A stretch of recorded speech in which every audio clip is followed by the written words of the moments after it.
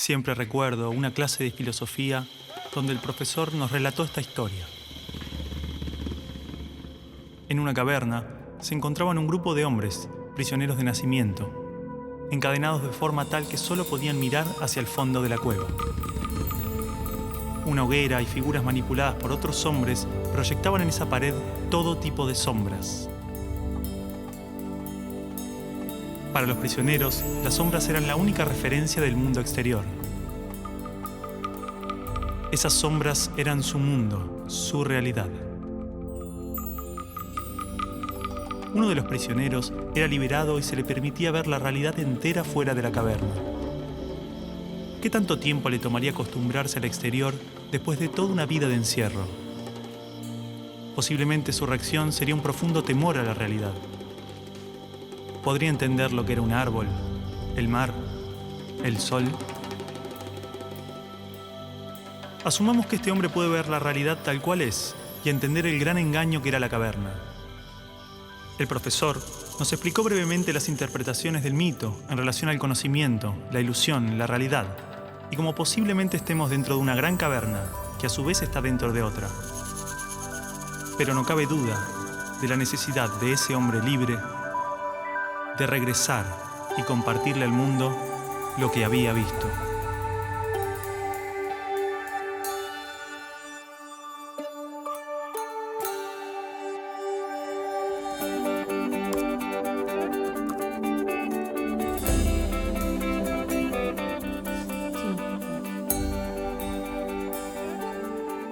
Bueno, y es así como en su 11ª tesis, él llega a la idea de que el filósofo no solo tiene que entender la realidad, sino que tiene que llegar a transformarla.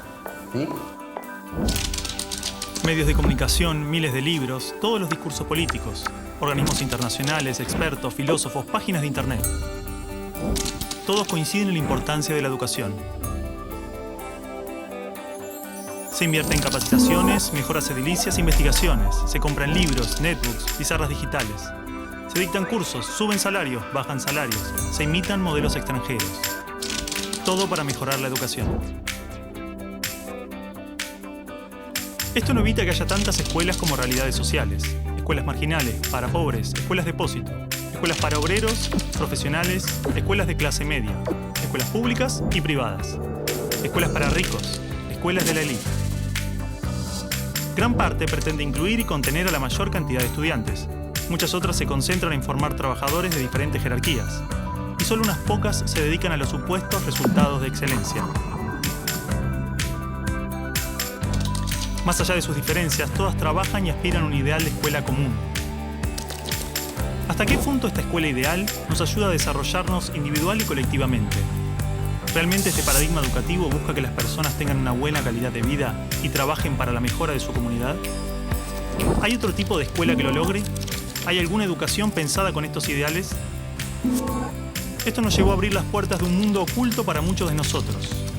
Esta película es parte de un proceso que posiblemente no tenga fin, una pregunta que seguramente no tenga respuesta, una búsqueda sobre cuál es la naturaleza del aprendizaje y la educación, qué errores cometimos y principalmente qué ideas nos sirven para seguir buscando, seguir aprendiendo.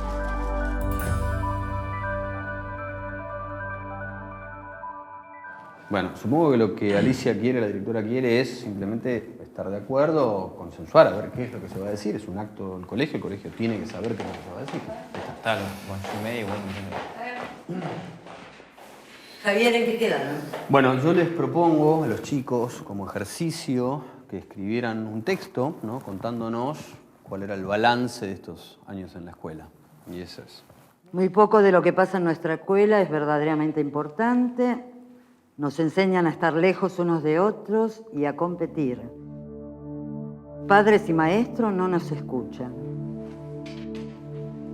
Por todo eso decimos basta. La educación está prohibida.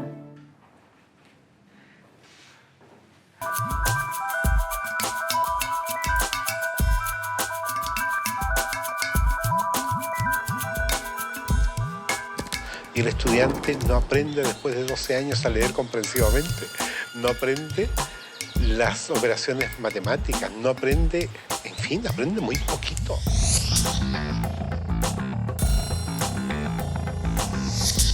¿Qué es lo que hace que el estudiante fracase en la escuela?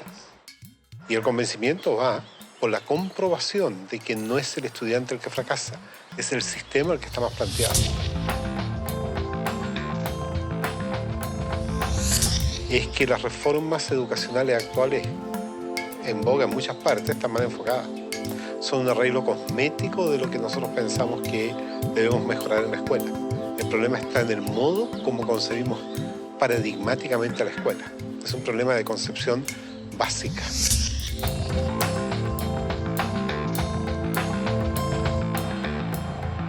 Las escuelas y los colegios de América Latina no son más que espacios de tedio y aburrimiento. Y yo siempre los invito a que pasemos por los colegios para que miremos una caricatura que hay que romper.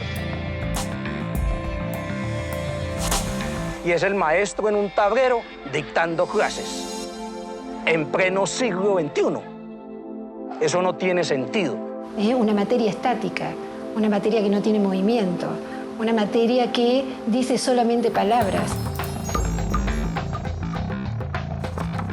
Yo soy el adulto, yo soy el que les va a dar a ustedes esta información. Esto lo tiene que saber así como está, porque es así. Ustedes son los niños a callar y obedecer. ¡Silencio! ¡Cállese! ¡Que usted nunca sabe nada! No buscan, por así decir, otro desarrollo que el desarrollo curricular. Están muy centrados en los propios contenidos. Quien no aprende a leer y escribir y calcular, entonces no está educado. No, porque solamente focaliza el trabajo en algunas capacidades, en algunas áreas.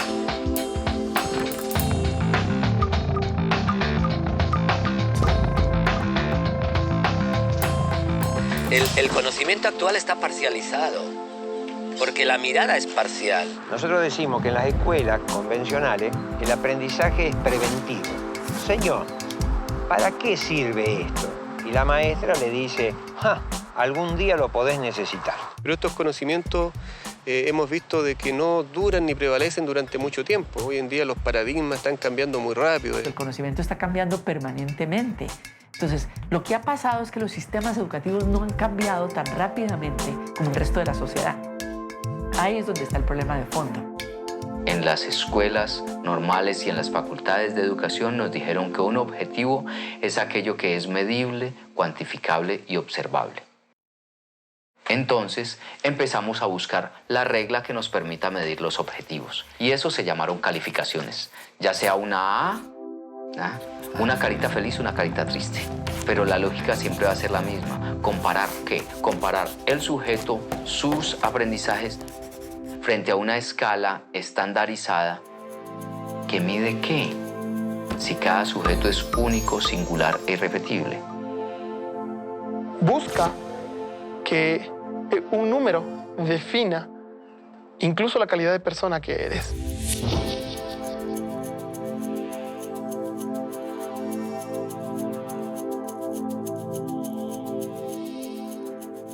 Entonces, por ejemplo, creo conflictos a nivel cognitivo. A ver quién es el primero que realiza, con lo cual unos son ganadores, los otros son perdedores. Cada vez que hay perdedores hay alguien que se siente feo. Era obvio. Se estimula mucho a los chicos a competir entre ellos.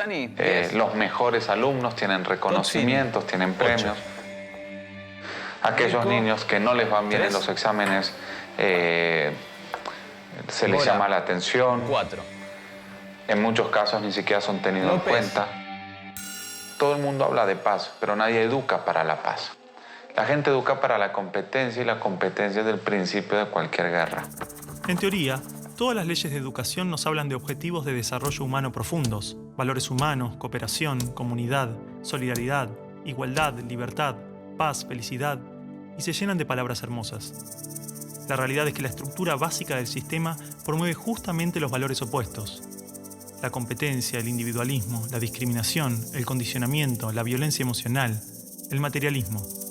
Cualquier idea que se promueve desde el discurso es incoherente con lo que la estructura sostiene. A ver, a pesar de que la escuela teoriza y discute sobre principios y valores, los discute como contenidos.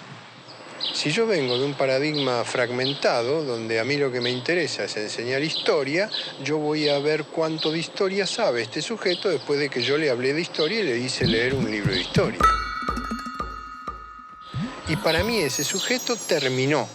No tiene más nada que ver conmigo. Si ese sujeto sufre o no, viene de buena familia o no, tiene plata o no. Es decir, para el maestro tradicional, lo más fácil es seguir haciendo lo que ha hecho durante muchos años. ¿Usted quiere ser un mediocre toda su vida? O lo que ha aprendido por tradición. Usted ya no es más un nenito de segundo grado. Entonces, el enseñar se convierte simplemente en un proceso de reproducción simbólica. No quiero que huele una mosca. En la Argentina, la inmensa mayoría de los niños en este momento dicen, qué macana, hoy es lunes, tengo que ir otra vez a esa escuela. Pero ese no es el peor de los datos. La inmensa mayoría de los docentes en la Argentina dicen eso mismo. Yo creo que los maestros actuales son hijos de un sistema. No es que el maestro nazca o quiera ser profesor para ser bueno o malo. Es lo que el Estado le permite. ¡Basta! ¡Se quedan sin recreo! Ah, no. No me venga con que tiene problemas en su casa. ¿Cómo hago para educar la emoción de estos niños si en mi terciario de formación docente no me hablaron nunca una palabra de las emociones?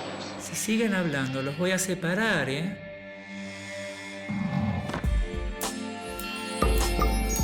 No quiero que vaya a la escuela a perder el tiempo. No quiero que vaya a pasar un mal momento. Es decir, en estos momentos un niño de 8 años pasa en la escuela más horas que un universitario en la universidad. No tiene sentido ninguno, no hay tantos conocimientos que aprender en la escuela. La escuela, entonces, no es ni siquiera el lugar de formación. Es la gran guardería, o como lo llamo yo, un gran parqueadero de niños. Pienso que son cárceles, ¿no? O sea, pienso que es horror pensar que hay que encerrar a los niños, que hay que tener guardias ahí custodiándolos para que no se escapen. Y entonces cada vez se encierra más. Cada vez le hacemos muros más altos. Los muros pueden ser de ladrillo o de árboles, pero igual son muros que aíslan, que separan. Quiero que la escuela sea para él un espacio de crecimiento personal y no un lugar en donde se lo adiestre para una futura escuela secundaria y luego para una universidad y luego para el trabajo. ¿Y luego para qué? ¿No? Pero es mucho más fácil decir, ahora se callan, ahora abran el cuaderno, ahora agarren el lápiz rojo, lo cual es un adiestramiento canino. Eso no es educación.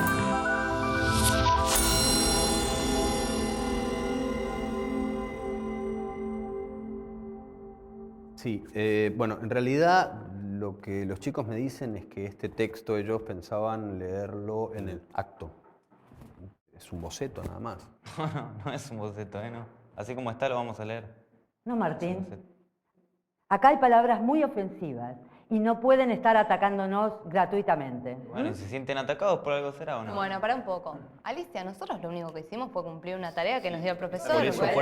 Por eso, Alicia, digo que es un boceto. Los chicos van a suavizar este texto. No lo vamos a suavizar, así como está lo vamos a leer. Martín. No lo vamos a suavizar. No. Martín, esto, así como está, es una falta de respeto. Perdón, me olvidaba que decir lo que uno piensa es faltar el respeto.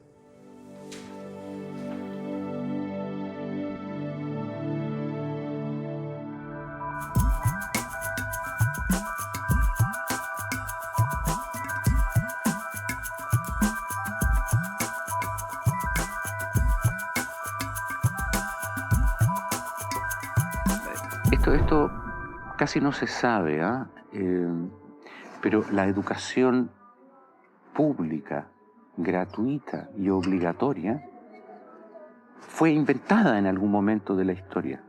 Antes no existía. La educación en la antigüedad distaba mucho de lo que hoy entendemos por educación. En Atenas clásica, por ejemplo, no había escuelas. Las primeras academias de Platón eran espacios de reflexión, conversación y experimentación libre. La instrucción obligatoria era cosa de esclavos. Por otro lado, la educación en Esparta era más parecida a una instrucción militar. el Estado se deshacía de quienes no alcanzaban los niveles esperados. Había clases obligatorias, fuertes castigos y modelamiento de la conducta a través del dolor y el sufrimiento. Antiguamente la educación estaba en manos de la Iglesia Católica, por lo menos en el mundo cristiano occidental. Y fue recién en el siglo XVIII, en una época de la historia que se llama despotismo ilustrado, seguramente lo escucharon en el colegio, en donde se creó el concepto de educación pública, gratuita y obligatoria. La escuela como la conocemos nace a fines del siglo XVIII y principios del siglo XIX en Prusia. Con el fin de evitar las revoluciones que sucedían en Francia, los monarcas incluyeron algunos principios de la Ilustración para satisfacer al pueblo, pero manteniendo el régimen absolutista. La escuela prusiana se basaba en una fuerte división de clases y castas. Su estructura, heredera del modelo espartano, fomentaba la disciplina, la obediencia y el régimen autoritario. ¿Qué buscaban estos déspotas ilustrados? Un pueblo dócil, obediente, y que se pudiera preparar para las guerras que hubieron en esa época entre todas las naciones que estaban naciendo. Por ejemplo, Catalina la Grande de Rusia llamó a los enciclopedistas franceses a preparar esto mismo. Diderot, uno de los más famosos, estuvo allí para armar este paquete, ¿sí?, formador, no de ciudadanos, sino que de obedientes súbditos de estos estados. Las noticias del exitoso modelo educativo viajaron rápido, y en pocos años, educadores de América y Europa visitaban Prusia para capacitarse. Con el paso del tiempo, el modelo se expandió a nivel internacional.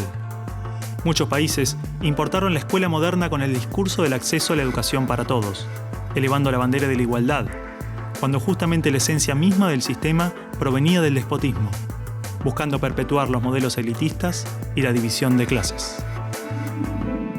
Ese es el origen de la educación pública.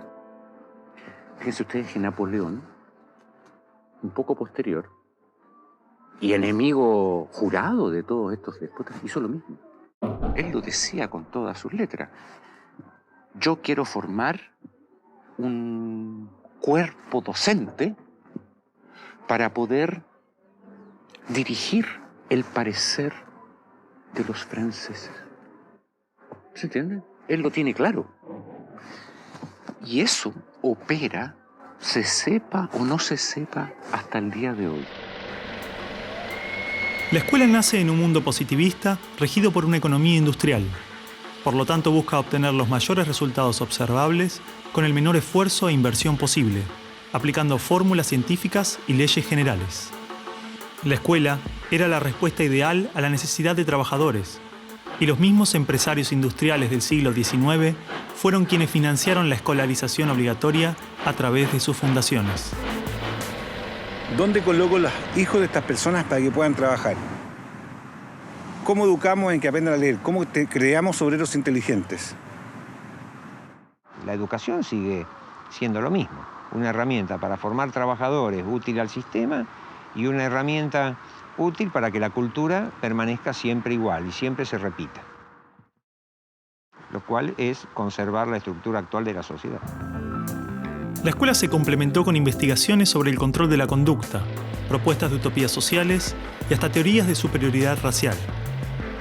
No es de extrañar que los primeros estados con el sistema prusiano o similar fueran con el paso de las generaciones focos de xenofobia y nacionalismo extremo. El modelo de producción industrial en cadena de montaje era perfecto para la escuela. La educación de un niño era comparable a la manufactura de un producto. Por lo tanto, requería una serie de pasos determinados en un orden específico, separando a los niños por generaciones en grados escolares.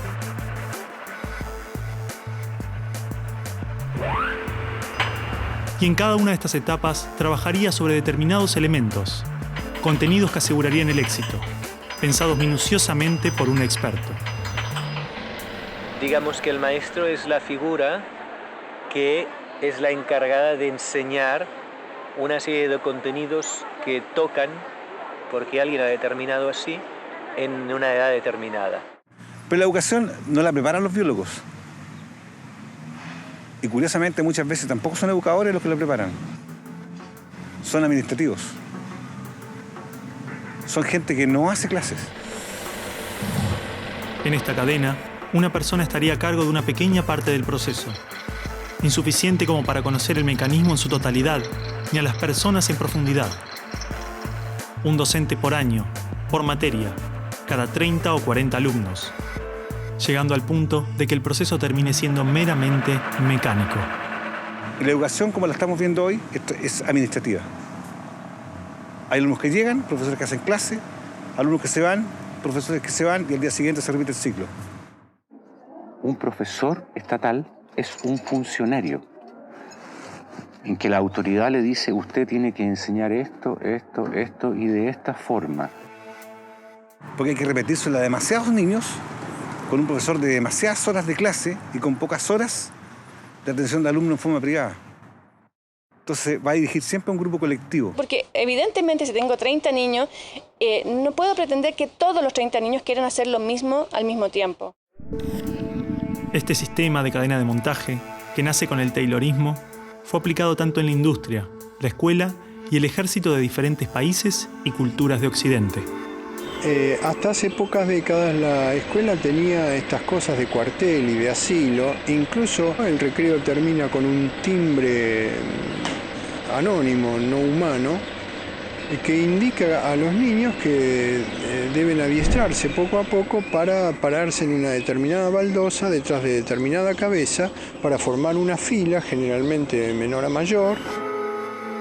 Durante los últimos siglos, hemos construido nuestras escuelas a imagen y semejanza de las prisiones y las fábricas, priorizando el cumplimiento de las reglas, el control social.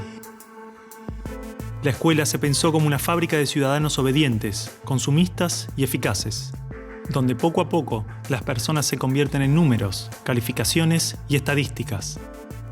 Las exigencias y presiones del sistema terminan deshumanizándonos a todos, porque van más allá de los maestros, directivos o inspectores escolares.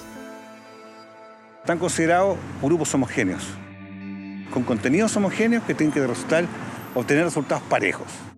Que todos tenemos que saber lo mismo.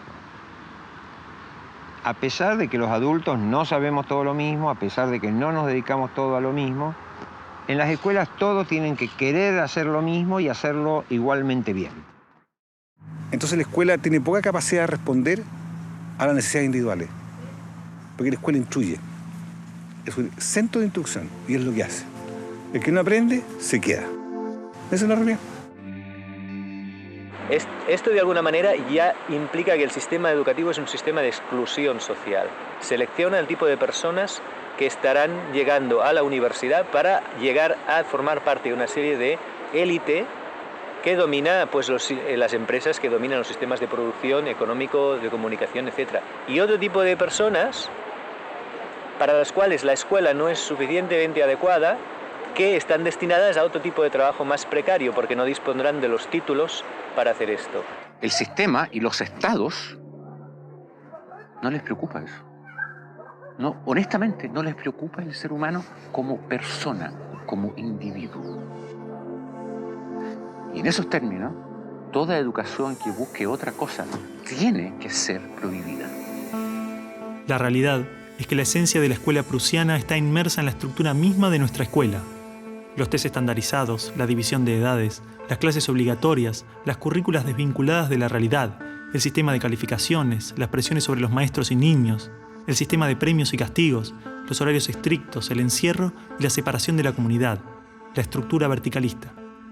Todo esto sigue siendo parte de las escuelas del siglo XXI.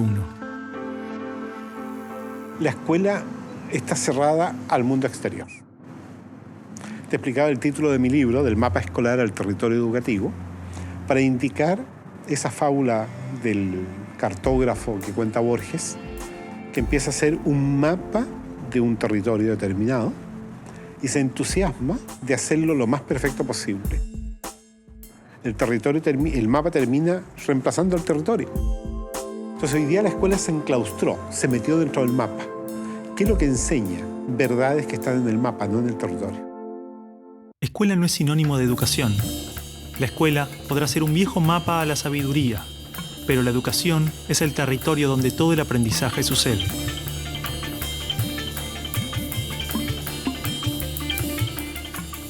¿Qué es una buena educación? Lograr que la mayor cantidad de niños atraviesen los estándares de calidad, que obtengan herramientas y conocimientos que no les interesan para superar barreras que otros les imponen. ¿No era el objetivo de la educación lograr una buena calidad de vida? Olvidemos por un momento todo lo que sabemos sobre educación, toda nuestra forma de entender la escuela, todo lo que nos han dicho que debemos aprender en la vida y lo que debemos enseñarle a nuestros hijos. Empezar a ver cada cosa, a revisarla como si nunca la hubiéramos visto. O sea, cada acción, cada actitud, cada costumbre. Si no estuviéramos haciendo las cosas como las estamos haciendo porque siempre las hicimos así, ¿cómo las haríamos hoy? ¿No? Es como sacudirse la cabeza y decir, bueno, empezamos de nuevo.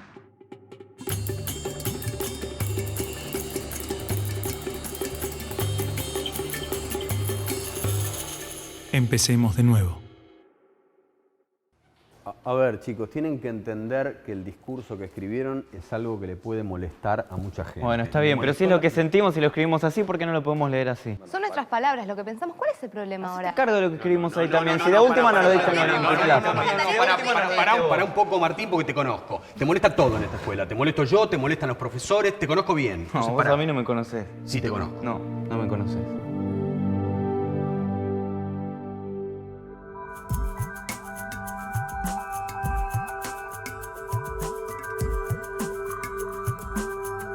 Nosotros no queremos enseñadores, queremos educadores.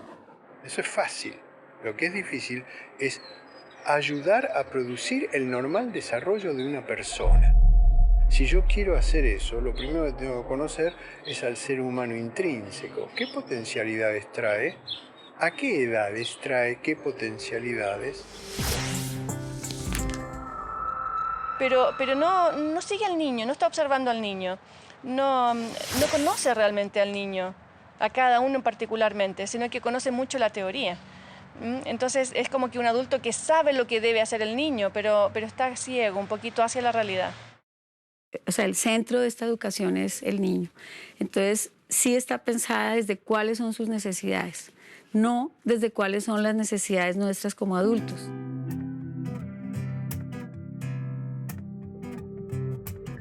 Los chicos desde que nacen con esa capacidad de crear.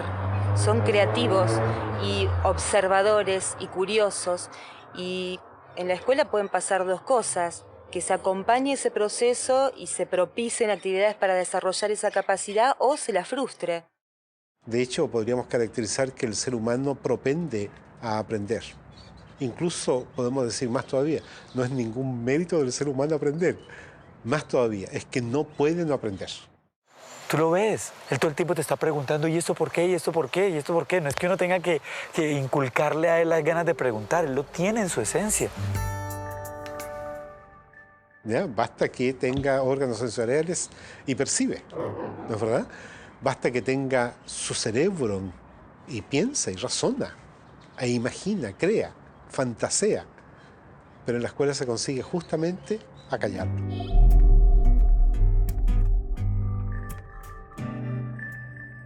De esta manera, si te fijas, cada vez, a medida que van creciendo los niños, van perdiendo su curiosidad y sus ganas de aprender. Un niño de 12 años difícilmente cuando sale de la escuela toma un libro. Son los mínimos los que hacen estos. Porque está harto, está totalmente harto de que se le diga qué debe y qué no debe hacer, y ha perdido toda curiosidad por aprender. La mente del niño tiene cualidades de aprendizaje cualitativamente superiores a las de un adulto, porque está naturalmente desarrollado para percibir lo que se le presenta, y con ello crea su mente, se construye a sí mismo. En pocos años aprende a controlar su cuerpo, puede comunicarse en varios idiomas, comprende las reglas de la naturaleza y las características de su cultura. Todo este complejo y maravilloso proceso se da de manera inconsciente.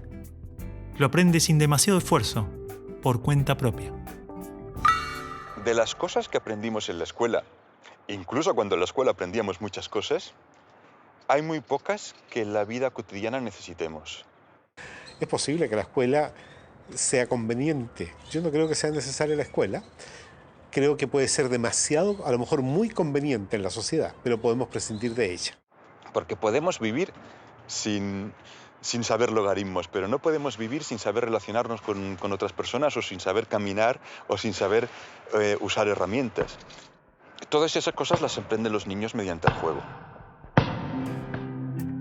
Los niños desde que nacen tienen la habilidad de construirse a sí mismos, aprendiendo de lo que se encuentra a su alrededor, a través de jugar y explorar el mundo. Los niños absorben cultura, los niños vienen a tomar la cultura de los padres y eso se ve incluso en el lenguaje. Está en el contexto cultural humano los números y las letras y las palabras, entonces ellos lo aprenden pues como, igual que aprenden a andar porque hay unos adultos que andan. Es decir, cuando un ser humano nace, su biología no lo obliga a ser humano. Necesita nacer en un entorno humano. Todo lo que nos rodea influye tremendamente en nuestro aprendizaje. Los espacios, los tiempos, las actitudes de nuestra familia, las emociones, los gustos, las creencias. Todo es parte de ese ambiente con el que nos construimos a nosotros mismos. La pregunta es entonces, ¿qué ambiente estamos ofreciendo a los niños para que los adultos se desarrollen de esta manera? Porque un niño entra es a un medio dogmático, siéntese acá, quédese 6 o 7 horas sentado en esta fila. ¡Qué horrible! Si estamos en una familia donde esa red de afectos es supremamente débil, los niveles de agresión son muy altos, de violencia, el chico va a ser un chico probablemente muy violento. No va a ser seguramente violento, no estoy diciendo eso, pero sí estamos hablando que en contextos violentos la violencia se reproduce más fácilmente. El niño va a dar lo que recibe, ¿no? Entonces, por eso tenemos que lograr relaciones mucho más amorosas, mucho más profundas en el aula. Estudios indican que actualmente a la edad de 5 años, el 98% de los niños podría ser considerado genio. Son curiosos, creativos y tienen la habilidad de pensar de formas diversas, resolver problemas, es decir, tienen la mente abierta. El problema es que 15 años más tarde, solo el 10% de esos niños mantiene estas capacidades. O sea, de alguna forma estoy diciendo que desde más allá de la mente, desde el mundo de la conciencia, todos somos genios. Y realmente el maestro lo que tiene que aprender es a que sus alumnos puedan abrir las puertas en su mente para que desciendan todo ese conocimiento y esa creatividad y esa genialidad que todos llevamos dentro. Si nosotros miramos a los grandes hombres de la humanidad y mujeres de la humanidad, todos han sido grandes soñadores, es decir, que han tenido una imaginación enorme. Como seres humanos, somos el resultado de miles de años de adaptación natural y evolución.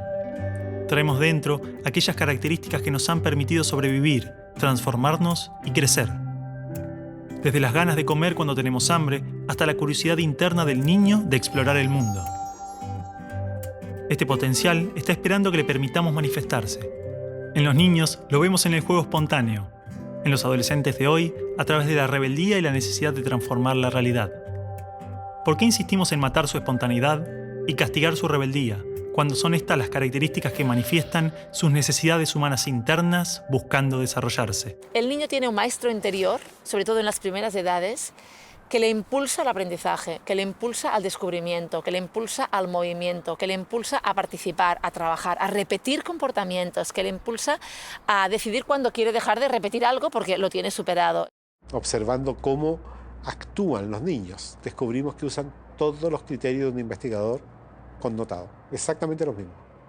Por supuesto que hay distintos niveles de complejidad, ¿no es cierto? Pero no hay niño que no sea sistemático en la observación.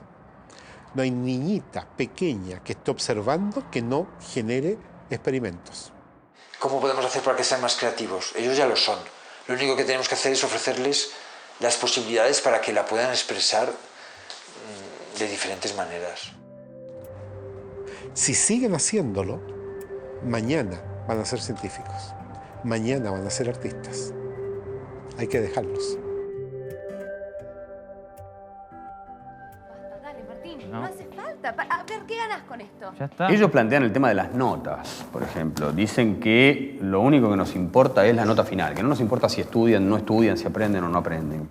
Dale, Martín. Basta, ya está. ¿Qué gano? Me saco las ganas de eso. No, y que además los estamos, de alguna manera, haciendo competir entre ellos por esa nota. ¿Vos pensás así también? Mira, creo que no es un planteo tan equivocado, tan errado. Evidentemente, algo de la estructura de la escuela no les hace bien. Mira, Javier, yo creo que lo que les hace mal a los chicos es la sociedad. Y con la sociedad que tenemos, lo mejor que le puede pasar es venir a la escuela, ¿no te parece? Está bien, pero digo, esto es bastante fuerte. No, ya sé, pero... Acá está todo lo que aprendí en 5 años de colegio. ¿Saben qué va a pasar con esto? Me lo voy a olvidar todo. Es más, ya me lo olvidé.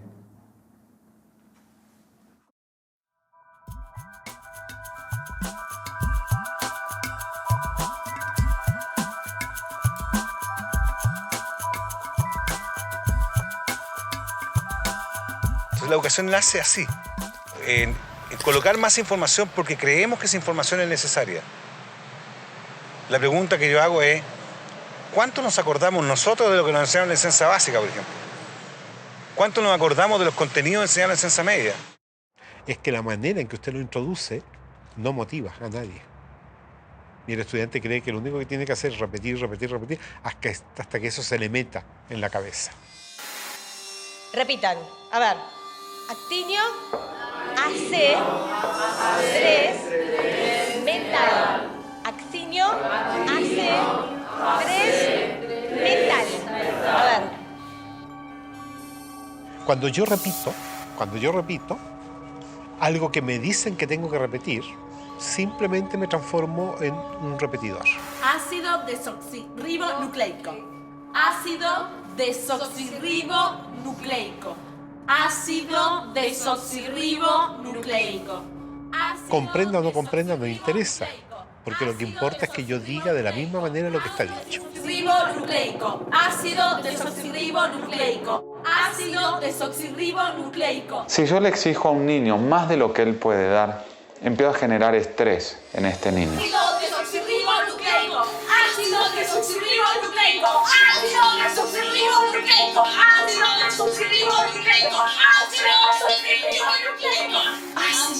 Aprender se convierte en un proceso fastidioso, en un proceso difícil y dejo de aprender. Todo lo que tú puedas aprender en el colegio, en el día a día, pasa a segundo plano si no es parte de tu decisión, si no es parte de tu opción.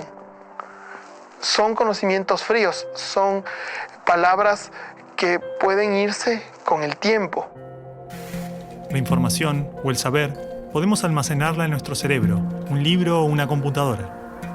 Pero la comprensión es una herramienta en constante crecimiento, con características únicas que varían según cada persona. Implica crear y establecer relaciones entre criterios, y así resolver problemas.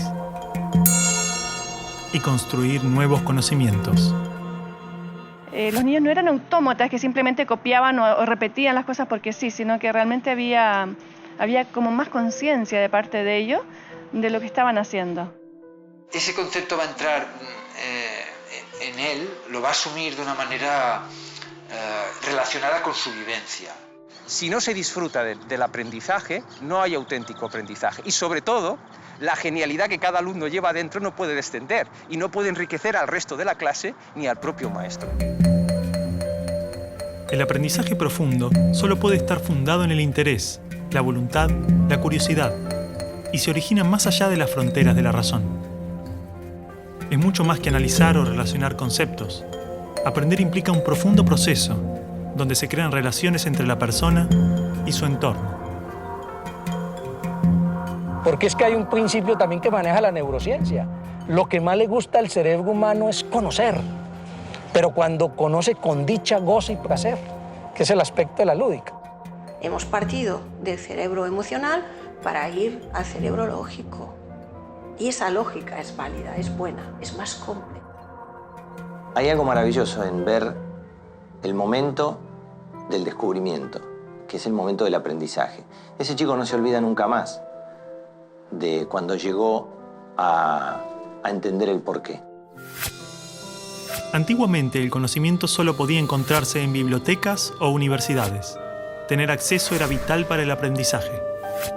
Hoy, el libre acceso a la información, las bibliotecas virtuales, la construcción colectiva del conocimiento, logran que no solo el conocimiento esté al alcance de todos, de forma abierta y plural, sino que se actualiza constantemente.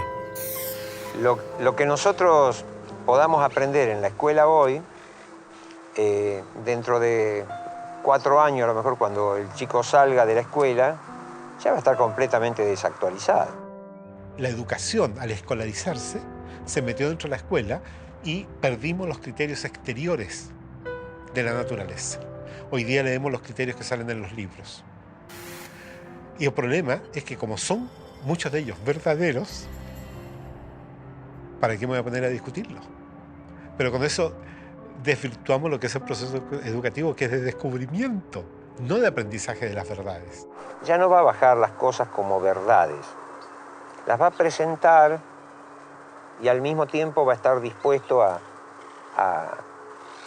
dudar de ellas y a revisarlas juntos, ¿no?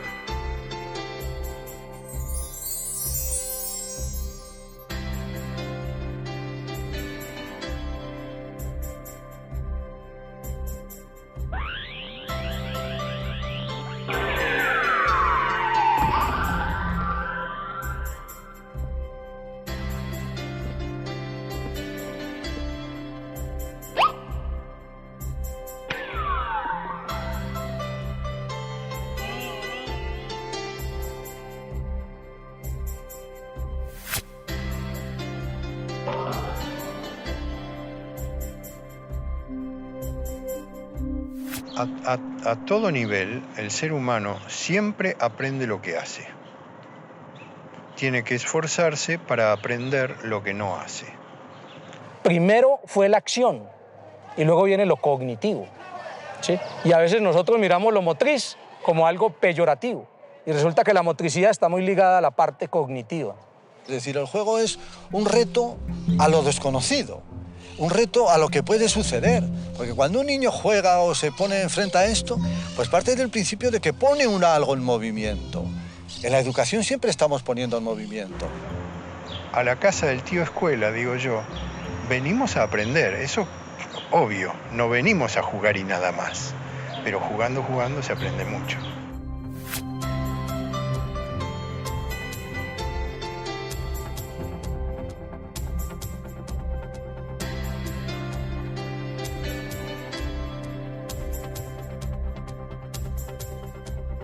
Estudiamos a través de salir a la naturaleza, buscar las cosas, explorar, encontrar, vivenciar.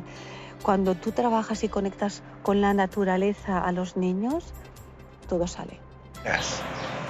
Ir a esa escuela es un placer porque todos los días tenemos tantas cosas para experimentar, para investigar, para agradecer que estamos vivos. La tarea del educador entonces consistirá en todo momento mostrar misterios, mostrar situaciones en la naturaleza que, aunque estén descritas ya por la ciencia, no lo están para el educando. De tal manera que el educando se sorprenda frente a algo y trate de encontrarle una explicación. Se ha generado todo un movimiento de décadas llamado escuela activa, donde el niño hace, produce, sale del banco. Pero esto no es nuevo, esto lo escribió Piaget en los años 50. No se pone en práctica porque da fiaca. A principios del siglo XX surgieron variados movimientos en la pedagogía. Exponentes de diversas partes del mundo desarrollaron experiencias educativas concentradas en la acción, la libertad del niño y la construcción autónoma del aprendizaje, replanteando toda la estructura de la escuela tradicional. Pero a mediados de siglo, todas estas ideas transformadoras comienzan a caer en el olvido con el miedo a los estados totalitarios. Bueno, el método está centrado en que el niño es el que aprende, totalmente. Necesariamente tienen que haber objetos físicos, objetos concretos con los que el niño manipule, que el niño experimente. Todo en la primaria es operativo. Todo es operativo todo es con material concreto. El niño, en la medida en que se equivoca, se va a ir dando cuenta, porque el material mismo es autocorrector. Y normalmente el adulto no es el que debiera estar corrigiendo al niño, es el mismo niño el que tiene que estar corrigiéndose a sí mismo. Ahora, también existe mucho la corrección de parte de otros niños. Yo creo que desde el punto de vista educativo son bienvenidos los errores y las equivocaciones. De hecho, la ciencia tiene más errores y equivocaciones que aciertos. Es verdad que avanza, sabemos nosotros que puede avanzar cuando hay un acierto, pero los errores son los que permiten que los científicos puedan avanzar. Viendo a los niños cuando dicen, no importa si yo me equivoco, porque estoy aprendiendo, porque nadie tiene que ganar aquí, sino todos estamos para mejorar. El inventor de la bombilla eléctrica tuvo más de 1000 intentos fallidos antes de hacer funcionar la bombilla. Cuando un periodista le preguntó qué se sentía fracasar 1000 veces, él respondió: no fracasé 1000 veces. La lámpara eléctrica es un invento de 1000 pasos. Al igual que un descubrimiento científico, la educación informal es el resultado de un proceso profundamente caótico, donde el hombre busca un orden causal, lógico, pasando del caos al orden alternadamente. Pero este aprendizaje nace de la pregunta en el caos, no de una respuesta en un orden. La sociedad, cuando nosotros nacemos, la sociedad nos vuelve más ignorantes porque nos da respuestas a estas preguntas y nos da respuestas prefabricadas en la filosofía, en la política y hasta en las religiones. Entonces matan las preguntas y la capacidad de aprender. Yo creo que de manera sintética podríamos decir que la escuela está orientada a la respuesta. En cambio, los procesos educativos que ocurren fuera del ámbito de la escuela, pero que también adentro de ella, están orientados hacia la pregunta, hacia la indagación, en que la respuesta viene, pero no es lo medular del proceso. Y debe ser un educador, entonces, ayudar al develamiento de aquello, no imponer una respuesta. La importancia de la pregunta está planteada desde el principio de la filosofía en la antigua Grecia, donde el aprendizaje surgía del replanteamiento y la repregunta. Pero si es esta la naturaleza del aprendizaje, ¿por qué insistimos en estructurarlo, limitarlo, condicionarlo, ordenarlo? Así es como todos los seres vivos aprenden, a través de interactuar con los otros y con el entorno, no a través de un currículum previo que alguien establece. El tiempo escolar, entonces, es un tiempo engañoso, en el sentido que nos hace meter en una programación la idea de que el educando va a ir progresando al modo como el programa está planificado. En ese sentido, la escolarización es lineal. Paso 1, paso 2, paso 3. Y el paso 10º va a estar después del 9º. Pero en el aprendizaje la situación es distinta. Puede que la persona avance progresivamente de manera lineal, 1, 2, 3, y brinca al 10º. El currículum es una guía ordenada para construir el conocimiento basado en experiencias previas. Pero si el aprendizaje se caracteriza por procesos tan diversos e individuales, ¿cuál es la necesidad de forzar eso y alcanzar objetivos? Normalmente los objetivos educacionales en el mundo son colocados desde fuera del alumno, del niño. Se espera que sea un buen ciudadano, se espera que pueda participar de esta sociedad competitiva, etcétera, etcétera. Por tanto, el niño empieza a entender que las acciones del ser humano no parten tanto de una fuerza interna, de una conexión con la naturaleza, de una percepción, de una sensibilidad por la vida, sino que están motivadas por algo exterior. Estudio para pasar el examen, no leo para aprender, no me intereso por los animales porque me gustan. No, es que ahora no me toca los animales, ahora toca otro tema. Si yo no muevo realmente el interés, si no desarrollo las partes creativas, estoy generando robots con objetivos y por lo tanto en el camino se va a quedar un 60, un 70% de los niños con potencialidades maravillosas. Nuevamente, repitan. Accinio, ace, tres, metal. Accinio, ace, tres, metal. Accinio, ace, tres, metal. Accinio, ace, tres, metal. actúo porque si hago esto, conseguiré un premio, tendré un coche de esta manera y tal. Y si esto significa que tengo que especular o que tengo que pasar por encima de quien sea, tengo que mentir y tengo que pisotear al que tengo al lado, me es igual. ¿Esto qué tipo de relación educativa lleva esto? Un tipo de relación educativa que pone el énfasis en el resultado. Al crecer, la escuela y la sociedad nos llevan a asumir motivadores externos para alcanzar los objetivos. Y difícilmente podemos entender que alguien pueda realizar algo sin interés, más que el propio placer del proceso. Pero un niño pequeño no tiene un lugar a donde ir. Simplemente disfruta de crecer, camina por el simple placer de caminar y explorar, y esto lo hace desarrollarse.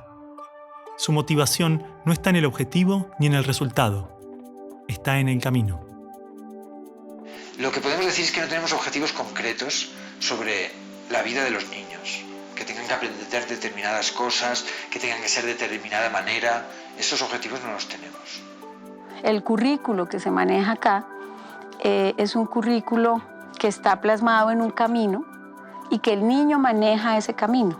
Entonces, él lo tiene y él sabe. Entonces, el maestro no es el protagonista de la película, el contenido no es el protagonista es el niño que, acompañado del adulto que hace de intermediario, se pone en contacto con el conocimiento y el conocimiento pues ya atrae y actúa por sí solo, ¿no? Y ahí, en eso que les estoy contando, se respeta el ritmo del niño. O sea, no hay la presión fundamental de que tiene que llegar a este resultado en tal tiempo. Si yo me planteo que a lo largo del curso tienen que aprender a escribir su nombre, pues voy a estar preocupado y en vez de ver al niño voy a ver el objetivo y voy a intentar adaptar al niño al objetivo. Si lo que quiero es que él aprenda y viva, digamos, de manera espontánea, pues eso lo va a aprender de todas maneras, pero yo no voy a estar preocupado por ello y vamos a poder fluir y disfrutar del proceso. Finalmente los chicos no solamente la pasaron mejor, es decir, dentro de 20 años tendrán un mejor recuerdo de su escuela, que ya es muchísimo, sino que además tienen rendimientos mejores con resultados a largo plazo mejores.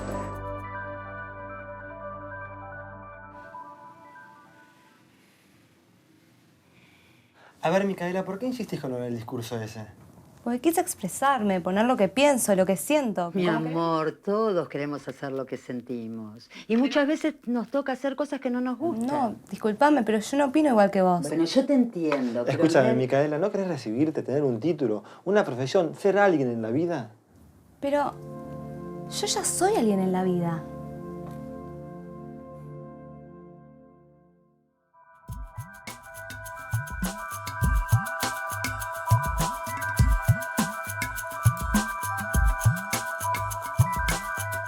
Uno se encuentra con dos carriles pedagógicos básicos. Uno que es debo adaptar el niño a la cultura y otro que es debo adaptar la cultura al niño. Léase derecha e izquierda pedagógicas. Es así de sencillo.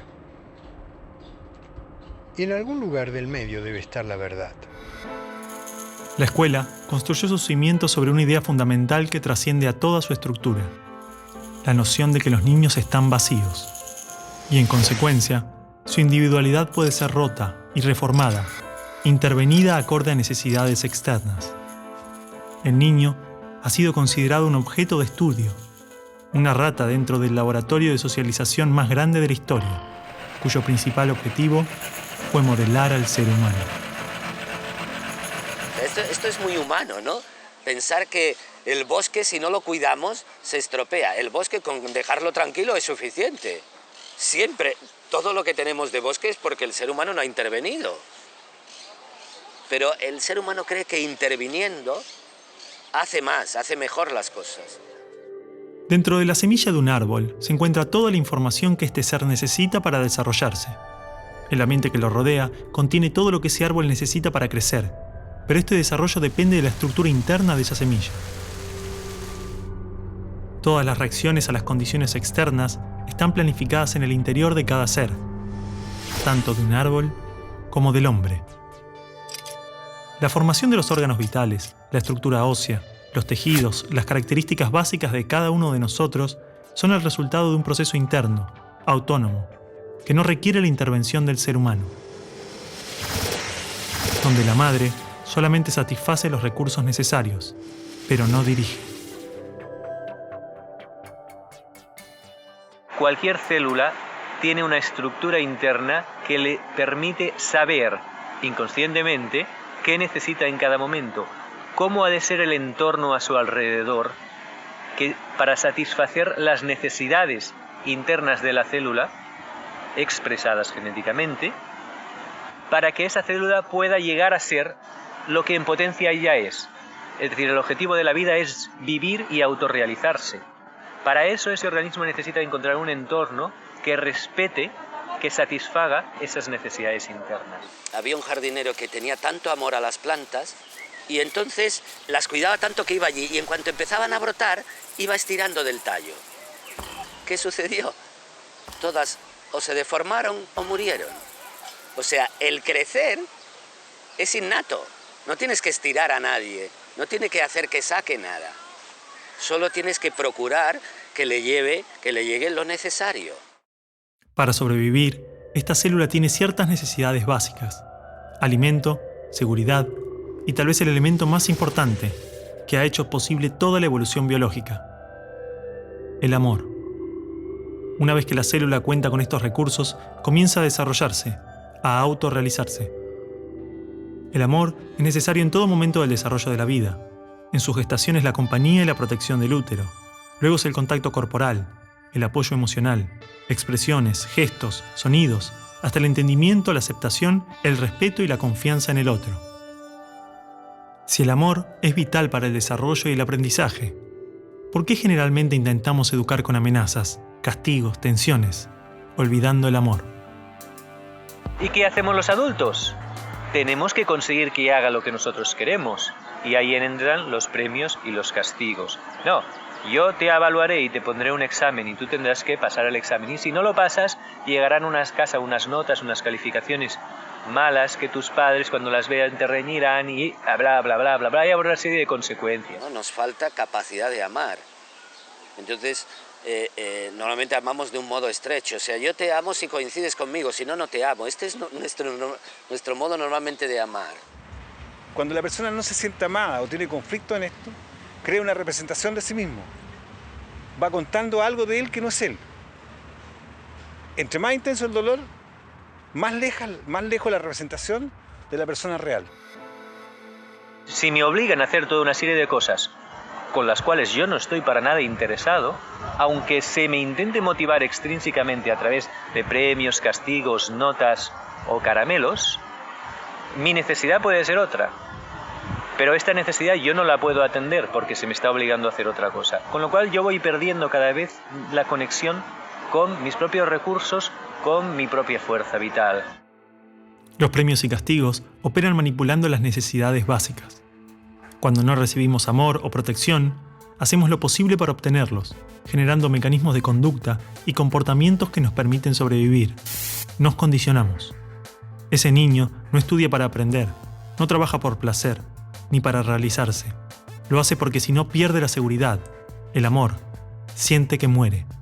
Todo su accionar pasa a estar controlado por el miedo. De alguna forma lo que se hace en la escuela actual, estoy generalizando, es sembrar ese miedo. Se pone límites a la persona en vez de todo lo contrario. Y poner límites es el miedo. En nuestra mente estructurada, cuando creamos dentro una creencia, la forma que tiene la mente para que no salirnos de esa creencia y crear fuera es el miedo. Cuando nosotros nos acercamos al borde de una creencia, sentimos miedo. Es un mecanismo de control, es un mecanismo de manipulación ética. Si tú te portas bien, yo te califico bien. Eso es un modelo conductista. Ese es el gran modelo conductista que tanto daño ha hecho a nuestra sociedad. El Manifiesto Conductista de 1913 promovía una psicología cuyo objetivo era la predicción y el control de la conducta. Mediante experimentos con ratas, animales y su condicionamiento, se desarrolló una ciencia del control social, utilizada para pensar las bases de la escolarización moderna, la publicidad, la propaganda política, el entrenamiento militar y los ejercicios de tortura. La manipulación de masas a través del miedo. todo lo que vemos actualmente en nuestro mundo, todo tiene como bases el miedo. El miedo al cambio, el miedo al progreso, el miedo a ser tú mismo, el miedo a amar, el miedo a revelar tu ser enfrente de este mundo. Entonces estamos creando una sociedad en que la gente trabaja en cosas que no le gustan por conseguir dinero, por conseguir posición. O sea, es la sociedad del autoengaño. Tengo un diploma de, tengo un título de, Y el tener es lo que nos separa realmente de nuestra identidad, es lo que nos vuelve a llevar al miedo. Tengo que aparentar que soy. Los chicos que han estado y que han salido de este tipo de escuelas nos comentan muy alegres que ellos no sienten esa presión, porque han descubierto a lo largo de su infancia y de su adolescencia que las cosas las hacen por un placer personal, por un gusto personal, por una meta personal. O sea, lo importante es estas ganas de vivir. Sin estas ganas de vivir, la vida no vale la pena, ¿no? Entonces los niños nos muestran estas ganas de vivir que como adultos hemos perdido. Así que las primeras preguntas tendrían que ser, ¿estoy cuidando las ganas de vivir de este niño o no? Es decir, cuando el niño está bien cuidado, y bien cuidado significa respetado en sus procesos vitales, acompañado por adultos disponibles, con una serie de límites que le ayudan a fortalecerse, cuando el niño está bien cuidado, el niño tiene ganas de construir cosas con los otros desde el amor. Si un niño siempre hace lo que le manda el adulto, llega un momento que ya desconecta de sí mismo. En cambio, si ellos están acostumbrados a seguir su propio impulso, siguen conectados con su interior, saben lo que quieren, saben quiénes son. Los niños, además, te llevan de la mano y te muestran realmente, te dicen lo que necesitan. Es cuestión de escucharlos y de colaborar con ellos en su búsqueda. Una descripción de los organismos vivos es que son autopoiéticos, sistemas con la propiedad de producirse a sí mismos continuamente, y las relaciones que se dan entre ellos nunca son instructivas, sino de vida, despliegue y progreso. Es decir, en la naturaleza no hay órdenes externas, simplemente organismos conscientes conectados, pero en pleno desarrollo autónomo, en un aparente caos. Digamos que el estímulo no es necesario. No tenemos que motivar a los niños para nada. Si ellos quieren hacer algo, lo hacen. Y si no, pues no lo hacen. Pero no hay que motivarles para que hagan algo que les va a ir bien. Porque ellos saben si les va a ir bien o no. Y que ellos puedan ir escogiendo y posicionándose de forma instintiva en aquello que realmente les va llamando la atención, les va estimulando, que descubran realmente el don que tiene cada uno de ellos. Se convierte en tu propia responsabilidad en vez de la responsabilidad de un sistema. O sea, quien yo quiera ser es mi propia responsabilidad, ¿no? Y el niño toma conciencia de esto desde pequeñito. La célula genera una membrana que la separa del entorno exterior. Esta membrana es semipermeable, es decir, permite que ingrese lo que necesita del entorno cuando lo necesita. Solamente es necesario que los recursos estén disponibles en el exterior, pero sin forzar su ingreso al ser, sin violar su seguridad y bienestar. De esta manera, el organismo puede crearse a sí mismo, autorrealizarse. Así es como aprendemos de la cultura. El debate entre lo innato y lo adquirido no tiene una respuesta, porque ambas actúan en una compleja interacción que requiere amor y respeto.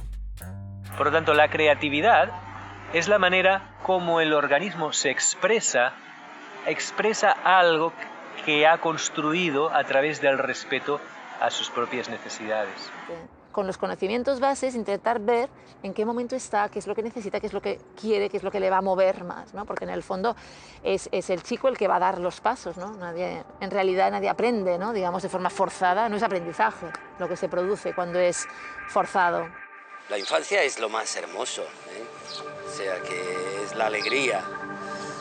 Y en ese sentido yo creo que cualquier educación es buena si cuida de la alegría y las ganas de vivir del niño. Bueno, chicos, la semana que viene es el final. Oh, ¿leyeron el libro? Era corto, era corto. Yo no lo leí, profe, ya se termina el año, basta. ¿Para qué me sirve todo eso? Yo quiero ser bailarina, no me sirve de nada todo esto. No, claro, no, si las bailarinas no estudian. A mí sí me va a servir, yo voy a estudiar marketing, así que me va a servir. A mí tampoco me sirve de nada. Profe, ¿por qué no tenemos que comer años estudiando cosas que después no nos sirven de nada? No, claro. Es como decíamos en la carta que escribí. Oh, y otra vez con el tema de la carta, chicos, basta, quieren politizar todo. Pero todos no están de acuerdo. A ver, y aparte vos, Martín, vos y vos, nena, a vos A ver, te ¿qué hablo. dice? Sí, ustedes dos, unos desagradecidos. Porque los profesores se esfuerzan para que les quede algo y a ustedes les da igual. Córtenla. Mariela, basta. Escuchame una cosa. A ver, cállense. A ver, Martín, explícame lo de la carta. Vos, Micaela, también. Hablaban en nombre de todos sus compañeros. Lo terrible que era.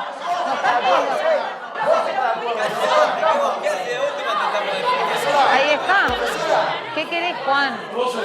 No, faltan 10 minutos. Séntate, sigamos. ¿Ves que somos todos diferentes? A este no le importa nada, es un amigo.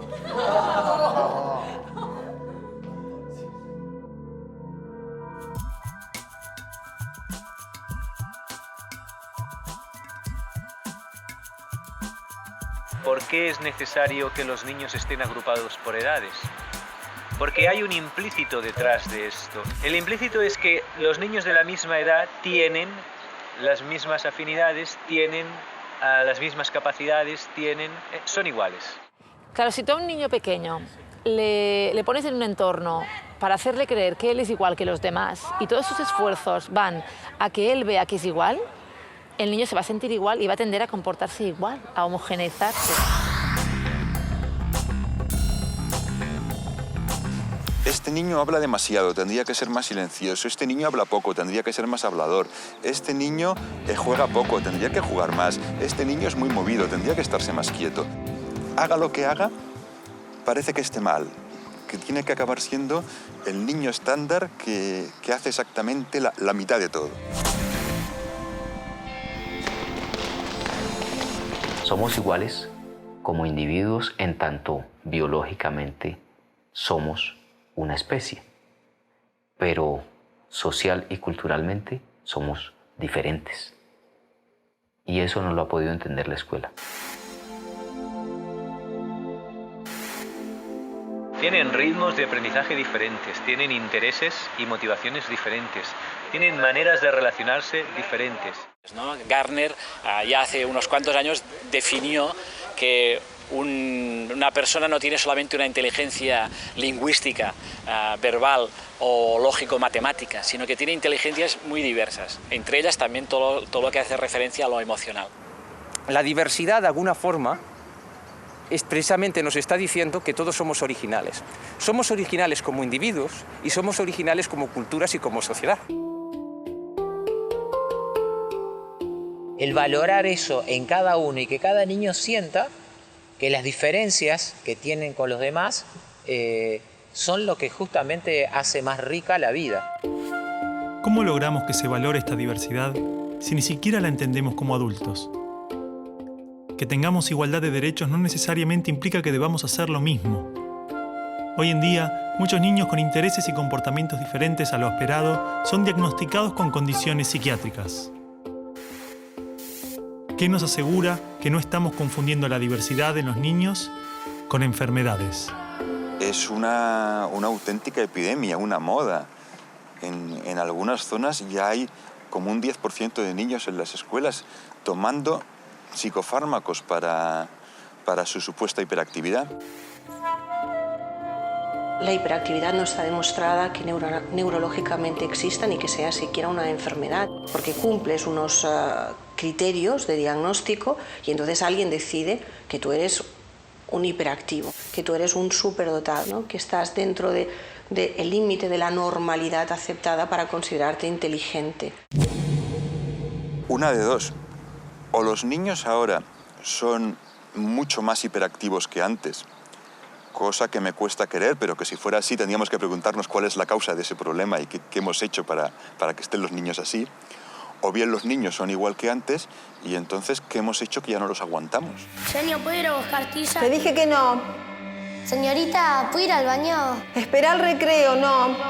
Cuando etiquetamos a un niño de hiperactivo, todo el entorno se posiciona con el niño intentándolo frenar, intentándolo calmar, intentándolo tranquilizar. Con eso lo único que haces es poner nervioso al niño. Por lo tanto, te das cuenta que realmente cuando nos etiquetan, nos encasillan y nos cortan realmente las alas de ser personas y de sacar nuestro máximo potencial. Tradicionalmente, el test de coeficiente intelectual es utilizado para medir la inteligencia de forma lineal. De la misma forma, los exámenes miden el rendimiento en algunas condiciones. Pero estas formas de evaluar no contemplan decenas de variables que influyen tanto o más en el desarrollo y son vitales para la educación. El ser humano es un todo y requiere una visión global, una educación integral, holística. La inteligencia holística plantea de que es posible desarrollar un tipo de inteligencia unificadora, porque el holismo no es otra cosa que la visión del todo. O sea, tener un equilibrio entre lo que nosotros llamamos cabeza, corazón y manos, para nosotros eso es poder desarrollar un ser humano equilibrado, digamos. Y en última seguimos en la educación con lo mismo, fragmentando los espacios, aquí enseñamos ciencias, aquí enseñamos sociales, entonces eso no es educación integral. Imaginemos que los padres de María quieren que tenga una educación integral. Entonces la envían a un colegio trilingüe, donde tiene todo tipo de deportes, más de 10 asignaturas académicas, sala de informática, laboratorio. Realizan visitas académicas todos los meses, talleres de ajedrez, teatro, plástica, música, danza, patinaje, granja, karate, yoga y meditación. Tanto dentro como fuera de la escuela, la educación integral no tiene relación con la cantidad de recursos o materias, sino con un enfoque global. Porque funciona también con áreas integradas, no segmentadas como en la educación tradicional, en donde solo piensan en español o solo piensan en matemáticas, sino las matemáticas son historia y son lenguaje y son geografía al mismo tiempo, ¿no?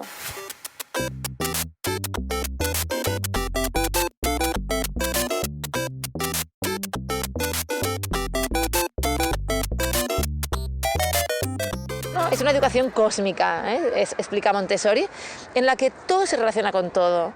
Entonces, si todo tiene relación con todo, yo puedo estar haciendo una cosa y aprendo de esta, y todo el tiempo estoy aprendiendo.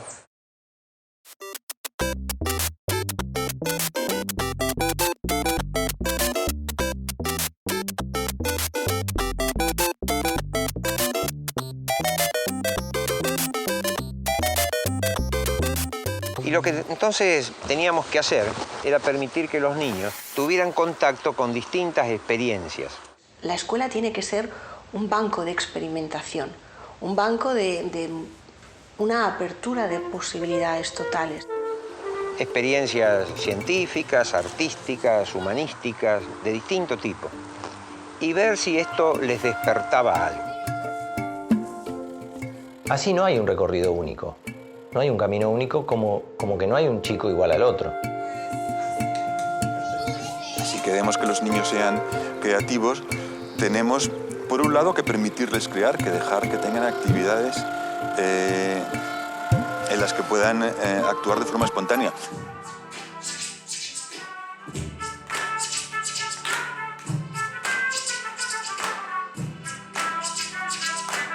En este camino personal de creación y expresión, el arte juega un papel fundamental, ya que es la manera que tenemos de manifestar nuestra creatividad y personalidad.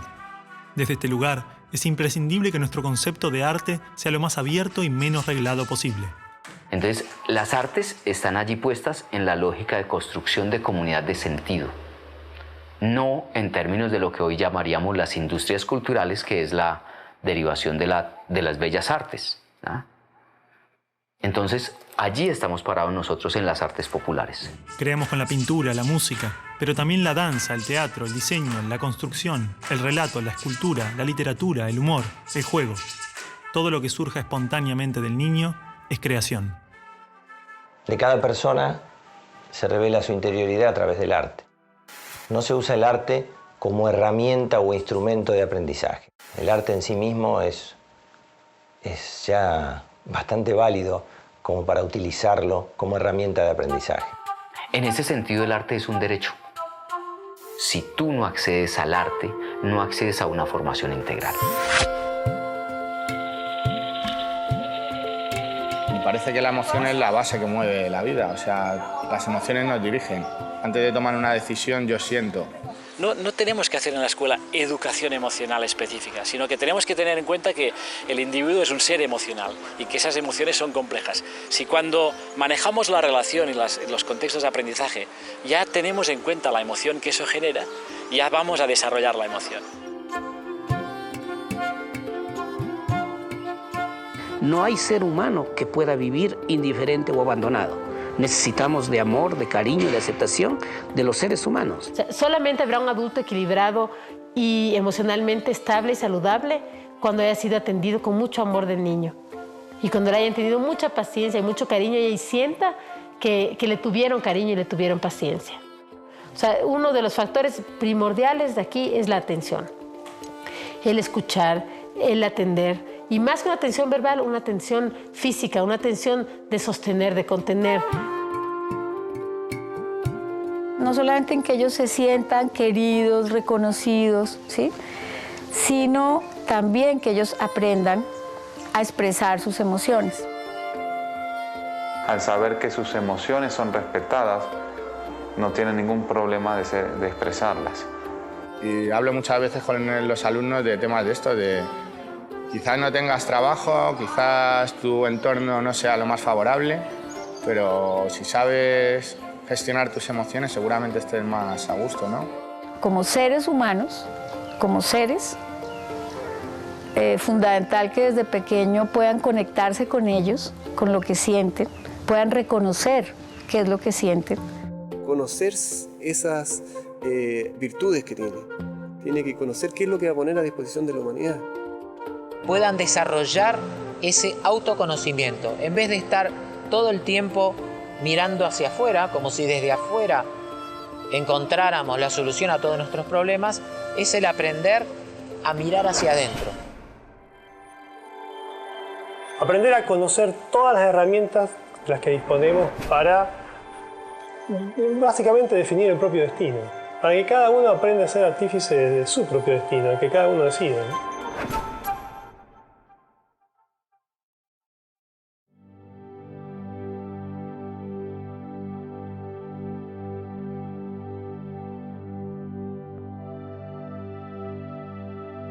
No queremos que te vayas en estos términos de la escuela. Yo tampoco me quiero en estos términos de la escuela, pero el discurso lo vamos a leer igual. Querido, dentro de poco vas a estar afuera, vas a tener que elegir una profesión, tomar decisiones, ser responsable. No puedes seguir jugando como un nene. Está bien, está bien. Perfecto. ¿Y cuándo ustedes me enseñaron a elegir?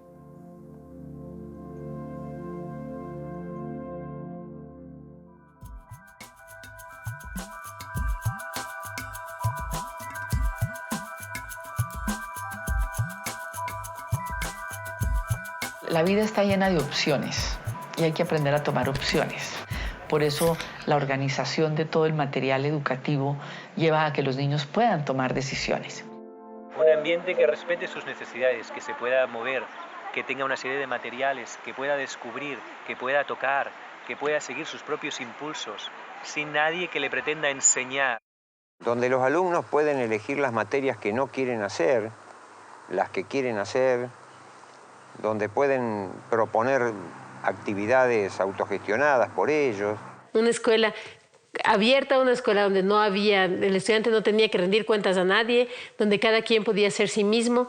Entonces, el que quiere entra aquí, el que quiere entra aquí. Entonces, niños de diferentes edades, por sus propios intereses, acceden a eso.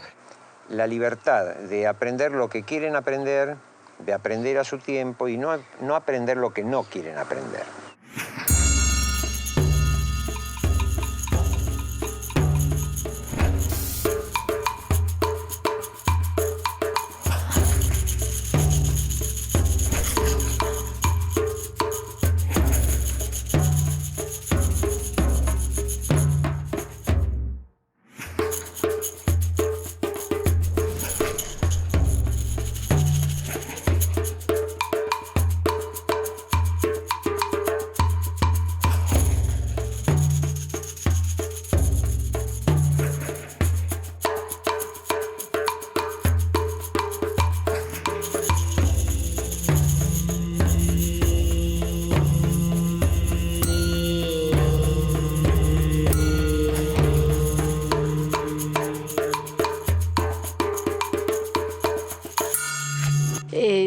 elegir qué hace le va a ayudar a darse cuenta qué más necesita elegir.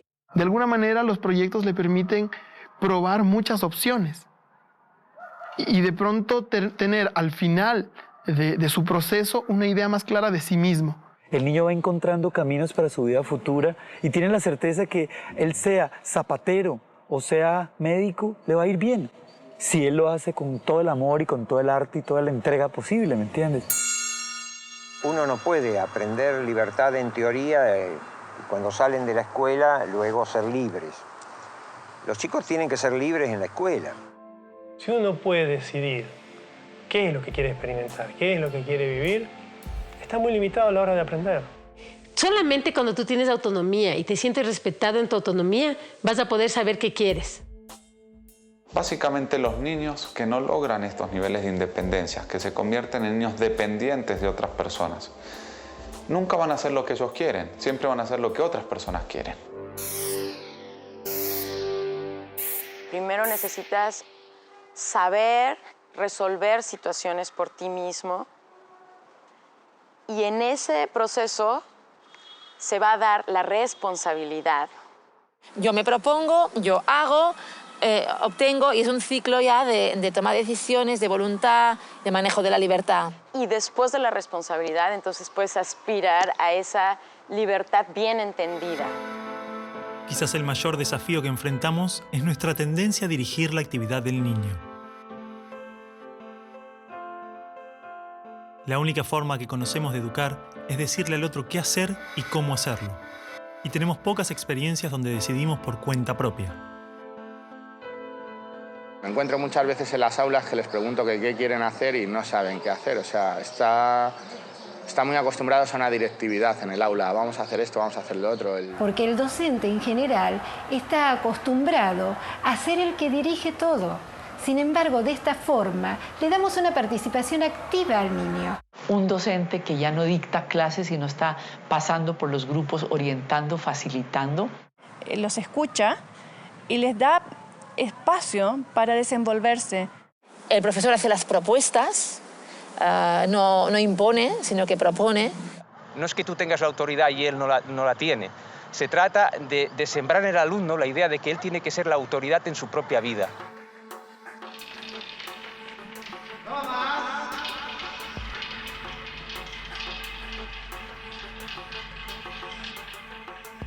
Un 3, Romero. Nosotros creemos que las notas son totalmente subjetivas e imperfectas. Primero porque no hay un docente que evalúe igual a otro. Ante cada trabajo es el niño el que tendría que evaluar cómo se siente con ese trabajo. Si está satisfecho, si le parece que podría haberlo mejorado más. El niño también controla su proceso de aprendizaje, lleva su control de progreso. Él sabe en dónde está, en qué unidad, en qué guía, en qué parte de ese proceso. Él sabe su camino y él es el que va llevando cuenta de cómo va él en ese camino. Ellos deciden, ellos eligen a qué edad pasar, ellos eligen cuando están listos. No hay un examen de salida aquí, sino que ellos ven cuando ya han completado en el informe pedagógico todo lo que tienen que haber completado, dicen voy a salir. Algunas experiencias nos hablan de informes pedagógicos compartidos, que se centran en los procesos. Otras trabajan desde la autoevaluación y el constante intercambio entre educadores, educandos y familia. Esta perspectiva cambia totalmente nuestra manera de entender la evaluación. Si realmente nos interesa aprender respetando el ritmo y motivación propios, es importante cuestionar la necesidad de los exámenes y las calificaciones. No hay calificaciones para ver quién es mejor y peor. Simplemente hay un seguimiento en el desarrollo del niño. Observas su cuestión emocional, su madurez, su socialización, su nivel de independencia. Y eso se materializa en lo que hablamos de ellos en nuestras reuniones de equipo, en lo que compartimos el equipo y las familias en las reuniones individuales con las familias, pero no hay una evaluación de los aprendizajes, del comportamiento, de la conducta, de eso no hay una valoración, digamos. Hay un acompañamiento. La escuela se transforma en un espacio abierto, una escuela de puertas abiertas a las experiencias, costumbres, a la comunidad. Los conflictos y situaciones del espacio comunitario son parte de la escuela, y esta pasa a ser un centro educativo, donde todos podemos aprender de todos. De esta forma, no hay edades o barreras que nos separan, solo experiencias que nos integran. La escuela no debiera de tener ni siquiera murallas.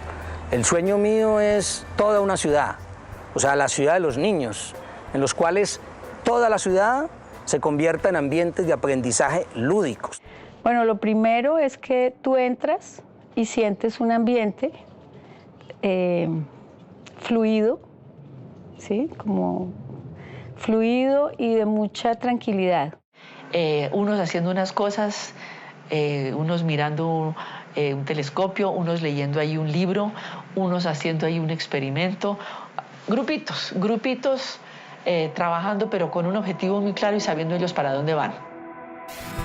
Las escuelas rurales o escuelas unitarias en general se ven obligadas a trabajar con niños de diferentes edades en conjunto. Suele afirmarse que esta es una desventaja, pero por el contrario, el aprendizaje se potencia en experiencias, vínculos y valores humanos, tanto para los niños como para el docente. Suele suceder que estas escuelas alejadas y marginales tienen una formación integral difícil de encontrar en escuelas urbanas que insisten en separar a los niños por edades. Esa temporalidad de la escuela también nos ha hecho tener en la escuela a los alumnos separados por generaciones. Entonces aquí están los niñitos de 6 años, de 7, de 18, etc. ¿No es verdad? Cuando el ser humano a lo largo de toda su historia ha vivido en relación intergeneracional, donde el pequeño ha compartido con el abuelo con el padre, una mezcla total. Y ahí el niño ha aprendido y ha aprendido muy bien. No estaban separados en cursos, sino que todos estaban juntos. Entonces todos subíamos la montaña juntos, todos trabajábamos juntos, todos hacíamos proyectos juntos, niños de diferentes edades, todos en una misma escuela unitaria, digámoslo así. Las distintas edades también crean las posibilidades para que suceda la ética, ¿no? Sucede a través de las experiencias del día a día, es algo vivo. Hay escuelas con aulas integradas juntando niños cada 3 años. Otras donde hay niños que tienen hasta 6 años de diferencia. Y en algunas vemos adolescentes compartiendo el espacio con pequeños que recién comienzan. También existen muchas escuelas que mantienen el modelo graduado, pero los niños pueden cambiar de grupos según sus necesidades y procesos. Por lo general coinciden en la edad, pero como hay chicos que por madurez están trabajando conectados con otros temas, en una de esas ellos trabajan en algunas materias con algunos grupos más chicos o con algunos grupos más grandes. El chico que no puede avanzar en una materia, que avance en otra, que no tenga interrupción. Es como un curso de agua, que encuentra una piedra y no se queda esperando a ver. Busca por dónde pasar. Y si no crece, la pasa por arriba. Y esto permite que el niño que es fuerte en un área sea quien puede mostrar a los otros y ayudar a los otros en esa área. Y al mismo tiempo, él puede nutrirse del que es fuerte en otra área. O sea, todos podemos ser el estímulo próximo, pero en el momento que tenga que ser. Entonces, hay muchísimos niños de distintas edades que pueden pasar a ser ese estímulo próximo para el aprendizaje del niño y no necesariamente un grupo o alguien. Y es muy linda esa conexión que tienen entre ellos, porque los más grandes cuidan a los más chiquitos, cuando salen a jugar los ayudan a cambiarse, a ponerse las zapatillas o a ponerse la campera. Es más bien aprender a vivir juntos, aprender a trabajar en equipo. ¿El objetivo de la educación cuál es? ¿Aprender? ¿Aprender qué? ¿Conocimientos? ¿O ir desarrollando unas capacidades humanas que solamente se desarrollan desde la relación con el otro, desde el tiempo, desde el proceso, desde el hacer, desde el comunicarse, desde el mirarse y del reconocerse, desde el amor?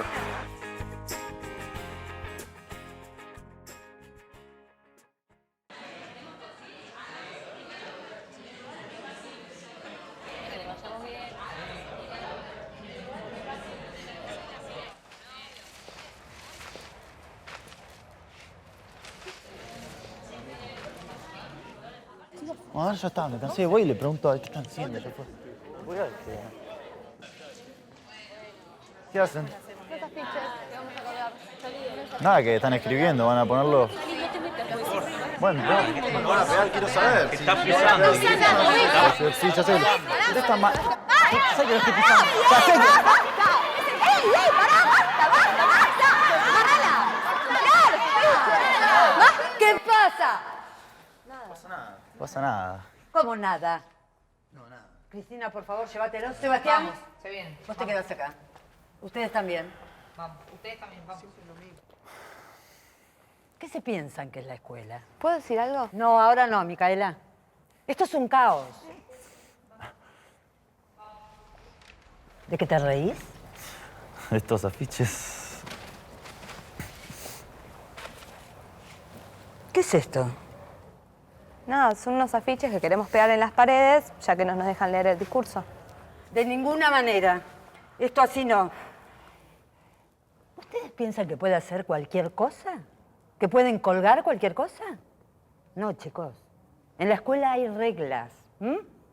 El mundo es un caos.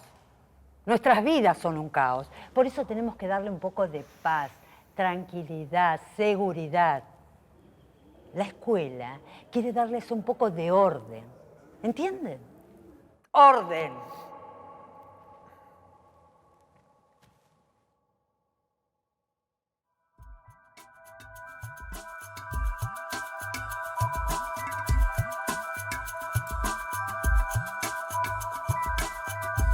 Siempre hay temor que la libertad y la falta de un sentido autoritario, más que autoridad, genere indisciplina, ¿no? Lo que pasa es que disciplina las escuelas lo han tomado como comportarse como yo quiero que se comporte. En realidad la disciplina es el aprendizaje de la conducta.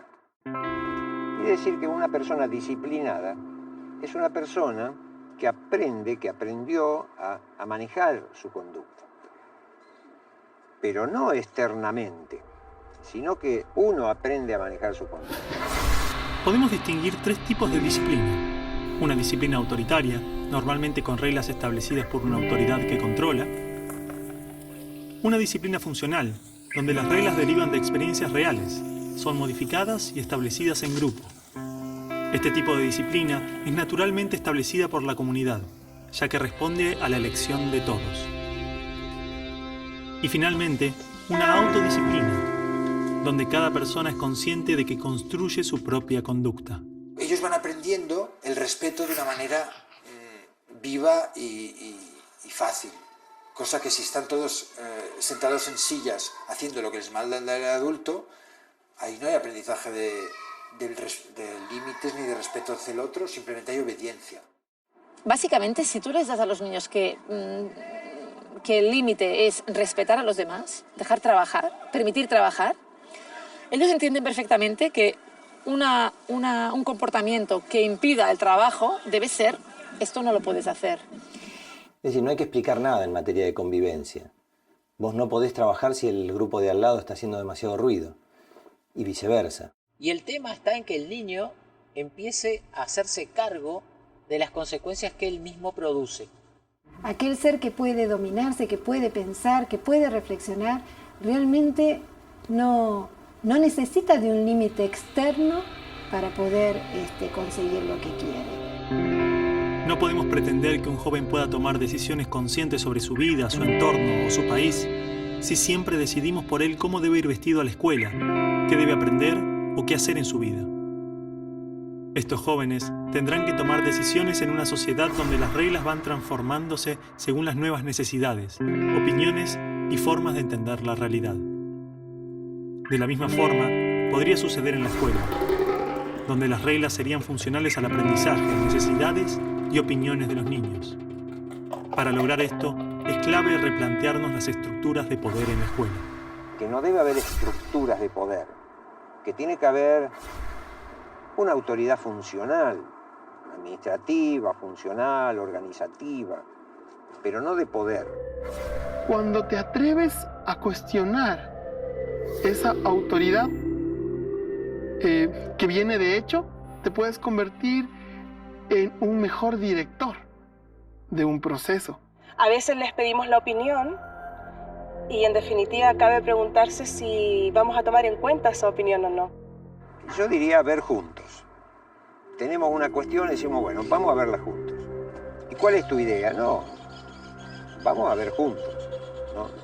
No abordemos esto con mi idea, tu idea, ¿no? En la naturaleza lo que existe es la cooperación. Los organismos que cooperan con los otros son los que más sobreviven. Los organismos que creen que pueden vivir independientemente no sobreviven. Entonces algo muy importante es cómo comenzamos a construir mejores ciudadanos desde la escuela. El concepto de participación. Si no se aprende desde el aula, ya después es muy tarde. Porque son ellos mismos los que, a través de las conversaciones o los diálogos que se van generando en el colectivo, logran evidenciar qué es lo mínimo que necesitan para poder convivir en ese espacio comunitario. El coordinador sería el que coordina que el currículum se cumpla, pero todas las cosas pequeñitas de adentro de ese currículum lo elegimos entre todos. Los niños tienen que aprender a trabajar en grupo, a escuchar al otro, a aceptar ideas distintas aun cuando no estén de acuerdo y no usar la fuerza, a poder resolver conflictos, a tomar decisiones en grupo, a ponerse de acuerdo. Yo siento que los niños cuando están seguros y se sienten respetados, están en un espacio en armonía, en equilibrio, ellos por lo general no buscan romper el límite, sobre todo cuando ha sido y ha surgido desde ellos mismos como comunidad. Por ejemplo, si hay un problema, asamblea. En la asamblea se discute lo que pasa. Entonces, ya no se discute como que está contra el reglamento, que está bien, que está mal. Se discute la acción, se discute la sustentabilidad, se discute la interrelación. Aparte hay momentos durante el día en que hay reuniones, hay asambleas, hay, como se les quiera llamar, en que se toman una serie de decisiones colectivamente y en que los niños, que tienen la madurez necesaria para ello y el deseo de participar en ellas, participan. Y en la asamblea los facilitadores no tenemos voto. Los chicos tienen voz y voto y nosotros solo tenemos voz. Entonces participamos en la asamblea, pero los que deciden son ellos. Algunas experiencias conforman gobiernos estudiantiles con estructuras muy complejas. Otros tienen asambleas semanales desde la primaria y hasta espacios de reflexión que atienden las necesidades y conflictos que surjan. En todos, los niños toman decisiones sobre su realidad, las reglas, la forma de vestir, los roles que se asignan entre ellos, propuestas educativas, proyectos curriculares y en algunos casos hasta deciden quiénes conformarán el equipo de maestros. Es perder el miedo, atreverse a equilibrar un poco más la balanza y confiar en que los niños y los adolescentes tienen mucho que decir. Todo se da en un cierto caos y sin embargo ese caos es un caos constructivo donde reina una buena vinculación entre las personas. Trabajamos en ruedas, sentados en almohadones o en alfombritas en el piso. Un poco como el sentido que tenía antiguamente la ronda, ¿no? De que es un espacio en el que todos somos iguales, todos estamos a la misma distancia, nos podemos ver todos. Pues aquí los niños sobre cada objetivo de aprendizaje están dialogando, reflexionando solos, en pareja y en grupo. Se aprenden a ayudar, se aprenden a cuidar como una forma de vida. Entonces, hay una pelea entre dos niños. A ver, pasó esto con él, pero ¿y cuál fue tu parte ahí? ¿Sí? Es como reconocer que uno también tiene que ver en una relación. Mediar para que entre ellos puedan hacer ese trabajo y cada uno hacerse responsable de su parte en el conflicto. Comprender que el otro, tanto como yo, pues cree que está en lo cierto. Y bueno, desde ahí, ¿cómo nos podemos entender, ¿no? Va a ser un ser que propicie la conversación, el intercambio y el afecto con el otro por construir un vínculo que les sirva para toda la vida, a ambos. Gran parte de estas experiencias, ya sean dentro o fuera de las escuelas, se ven obligadas a funcionar al margen del sistema, siendo negadas y excluidas. En algunos casos, los niños pueden rendir exámenes libres para justificar su aprendizaje, y en otros no se les permite obtener una validación de sus conocimientos. ¿Es realmente necesario que un papel nos diga que sabemos? ¿Acaso un título es prueba de que hemos terminado con éxito nuestra educación? ¿Acaso hay una educación que finalice o sea exitosa? Que no tiene que ver con un aprender que 2 más 2 es 4. Tiene que ver con el poder descubrir tu vocación, tu misión en la vida. Cuando tú eso lo tienes claro, puedes cerrar los ojos, respiras profundo y sabes por dónde ir. La educación no termina nunca, porque la esencia de la nueva educación es la autoeducación. Y el proceso final es que el propio alumno se convierte en un maestro. Y él aprende, de su propio interior aprende. Y también aprende del exterior. Se forma un flujo en el que la educación se convierte en un entrar y salir de dentro, ¿no? El alumno no solamente es alguien que recibe, sino que se convierte en una fuente. Entonces, aquella idea que nos vendieron en la escuela de que estudie para que tenga algo y sea alguien en la vida, la idea de estudie para que ascienda, la idea de la educación como la única vía de ascenso socioeconómico, no es tan cierta. Hace pocas décadas surgió una corriente crítica hacia la escolarización. Educadores, pedagogos, sociólogos reivindicaban la educación fuera de las instituciones, en el ámbito familiar y social. De estas críticas surgen las prácticas de la educación en casa, educación sin escuela, y con el paso del tiempo comenzaron a pensarse formas de autoeducación, redes de formación autodidacta y educación entre pares. Tratamos que aprendan en la vida cotidiana. Viajan con nosotros, van a diversas actividades con nosotros, de esas que se llaman laborales, donde muchas veces están, o la mayoría de veces están excluidos los niños y las niñas. Unas ganancias que son bastante potentes en términos de autodescubrimiento, de reconquista de la autonomía, de seguridad personal. Yo lo veo mucho más seguro de lo que quiere, que explora mucho más, que estudia porque le gusta aprender. Y consideramos que el tipo de educación sin escuela que nosotros hacemos es un tipo de educación que podríamos denominar de autoaprendizaje colaborativo o de aprendizaje autodirigido o de aprendizaje libre. Desde luego, hay tantas formas de educación en casa o educación sin escuela como familias que la practican. Desde experiencias realizadas por educadores y académicos hasta familias con creencias religiosas y pueblos con culturas marginales. Estas experiencias enriquecen la diversidad educativa y las formas de entender el aprendizaje. Pero para eso es necesario que todas ellas puedan existir, sean libres. Yo creo que no hay que obligar, la libertad no se puede obligar, pero sí se pueden abrir espacios para ella, de tal manera que sean legítimos. Y si la mitad de una nación quiere la educación estatal, bien, que la tenga. Pero si la otra mitad quiere, no sé, 30 pedagogías distintas, que sea. Un nuevo paradigma educativo debería ser escenarios donde cada uno pudiera experimentar y descubrir las cosas que les gustan y luego desarrollarlas.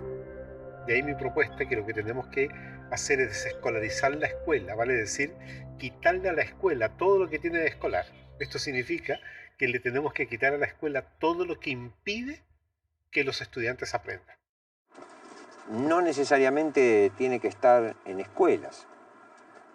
Esto podría estar en, no sé, en clubes, en vecinales, en organizaciones barriales, en las plazas. Es decir, es ilimitado los lugares donde podemos llegar a poner esto en funcionamiento.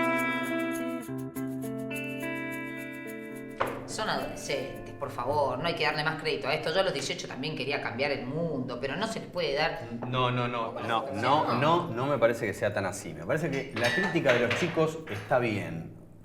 Es una crítica al sistema educativo, no lo tomemos como algo personal, pido por favor. Perdón, pero yo tengo que tomar una determinación. ¿Los dejamos leer el discurso o no? Mira, Alicia, yo te digo una cosa. Si vos los dejás, vas a perder autoridad. No pueden hacer lo que quieren, ¿no? Igual con el tiempo, los chicos se olvidan. Yo después hablo con ellos y les explico por qué no lo pueden leer. No, es que no es así. A ver, el tema no es si los dejamos leer o no el texto. Me parece que tenemos que pensar si le estamos dando o no importancia a lo que dicen. Es profundo lo que están diciendo, no es cualquier cosa. Mira, yo comparto totalmente con vos. Porque todos hemos leído este trabajo. Y acá lo que piden los chicos es que haya un cambio en la educación, un crecimiento. Me parece que si somos capaces de revertir estas posturas nuestras diarias, de todos los días, entonces los chicos nos van a tomar más en serio. Y yo creo que esto es una oportunidad que se nos da en la palma de la mano. Si no la podemos ver, tal vez sea porque nos estamos subestimando un poco. La pregunta sería, ¿estamos dispuestos a tomar esa oportunidad? ¿Y estamos preparados para ese cambio?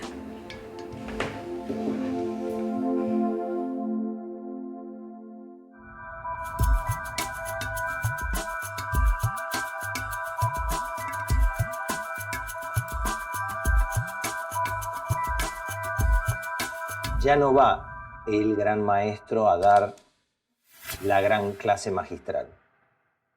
Está simplemente acompañando un proceso de aprendizaje con un grupo de personas que no saben más o menos que él. Sí, o sea, el maestro debe entender que es un guía. Debe entender que va sembrando, que va guiando, que va poniendo oportunidades y excusas para que el niño explore, trabaje y se sienta motivado e interesado.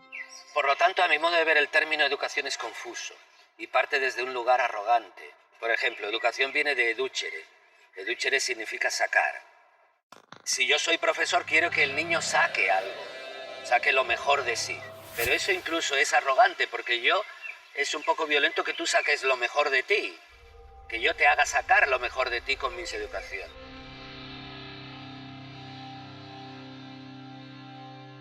Yo propongo cuidar en lugar de educar. Cuidar solo hay un modo, o cuidas o descuidas. Educar hay muchos modos, pero cuidar no. Una capacidad de aceptar el fluir de la vida. Porque esto es la vida, no es otra cosa, ¿no? Y no tener como la intención de enseñar en todo momento. Un buen camino es abandonar la pequeña omnipotencia que suelen tener los docentes de creer que llevan algo que enseñar a sus alumnos. Sí, necesita hacer un gran trabajo de humildad y de observación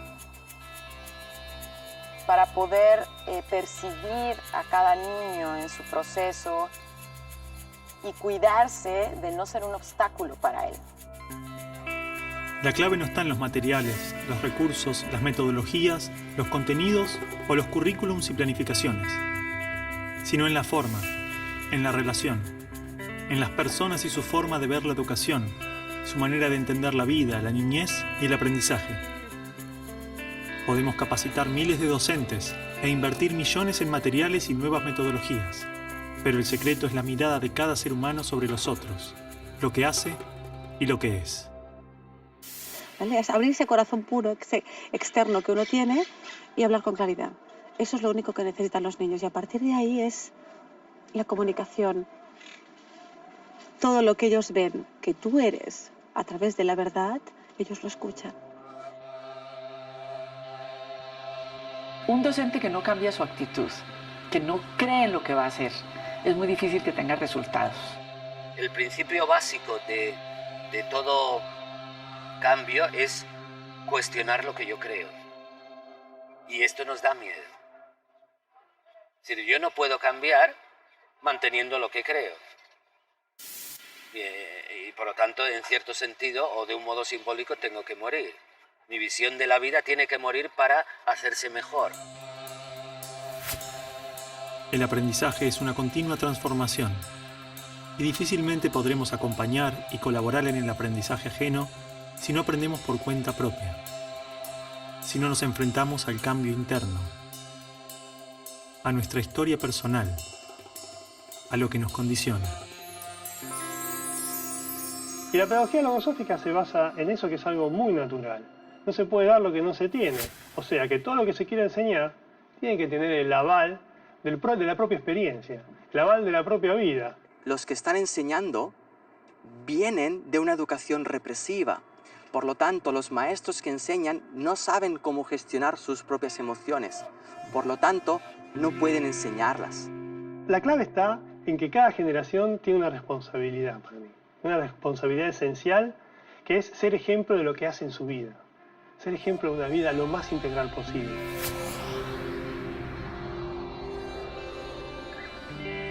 Es como que los educadores cuando estudian los van convenciendo de que la educación es así, ¿no? Y entonces tienen menos capacidad de cuestionar la educación. Pero no son felices, pero no la pasan bien, pero no disfrutan de su trabajo. Es muy importante empezar a mirar qué estoy sintiendo yo cuando estoy educando. ¿Me estoy sintiendo en paz? ¿O me estoy sintiendo en conflicto? El cambio en los maestros, pues en la misma línea que los padres, exactamente, es descubrir su propio ser, su propio potencial, en descubrirse más allá de las creencias y de la educación que han recibido. Por lo tanto, eso exige un trabajo interior muy grande, tremendamente grande. Pero sobre todo es un camino de autoconocimiento. Un maestro, para ser maestro, tiene que estar en un continuo proceso de autodesarrollo. Un trabajo muy profundo de sensibilidad, de conciencia, de armonía, de alegría, ¿no? Para atreverte a llamar maestro. Porque si el docente sigue temiendo el mañana, si el docente sigue dudando de sus capacidades, no lo va a poder orientar al chico. Si realmente en la educación no eres feliz, no estás educando. Entonces el docente también tiene que amar todo lo que ha vivido hasta ahora para precisamente darle la vuelta y transformarlo. Cuando vos estuviste realmente conectado con los chicos, salís de esas clases como rejuvenecido, lejos de irte de la escuela cansado, te vas con un montón de energía. Mucha gente que quiera ser maestro porque le dé ganas de jugar, que quiera ser maestro porque le dé ganas de abrazar, que quiera ser maestro porque le dé ganas de aprender de los chicos. Yo pienso que realmente ser maestro es un privilegio en esta vida, porque es como meterte en la fragua todos los días. Salís transformado, aunque tenés que estar muy, muy ciego para no aprovechar esa oportunidad de crecimiento que tenés. Porque es el contacto con la vida misma, es como estar como en la naturaleza en su estado más puro. ¿Cómo puede un docente transmitir felicidad y realización personal si el sistema mismo lo considera un número?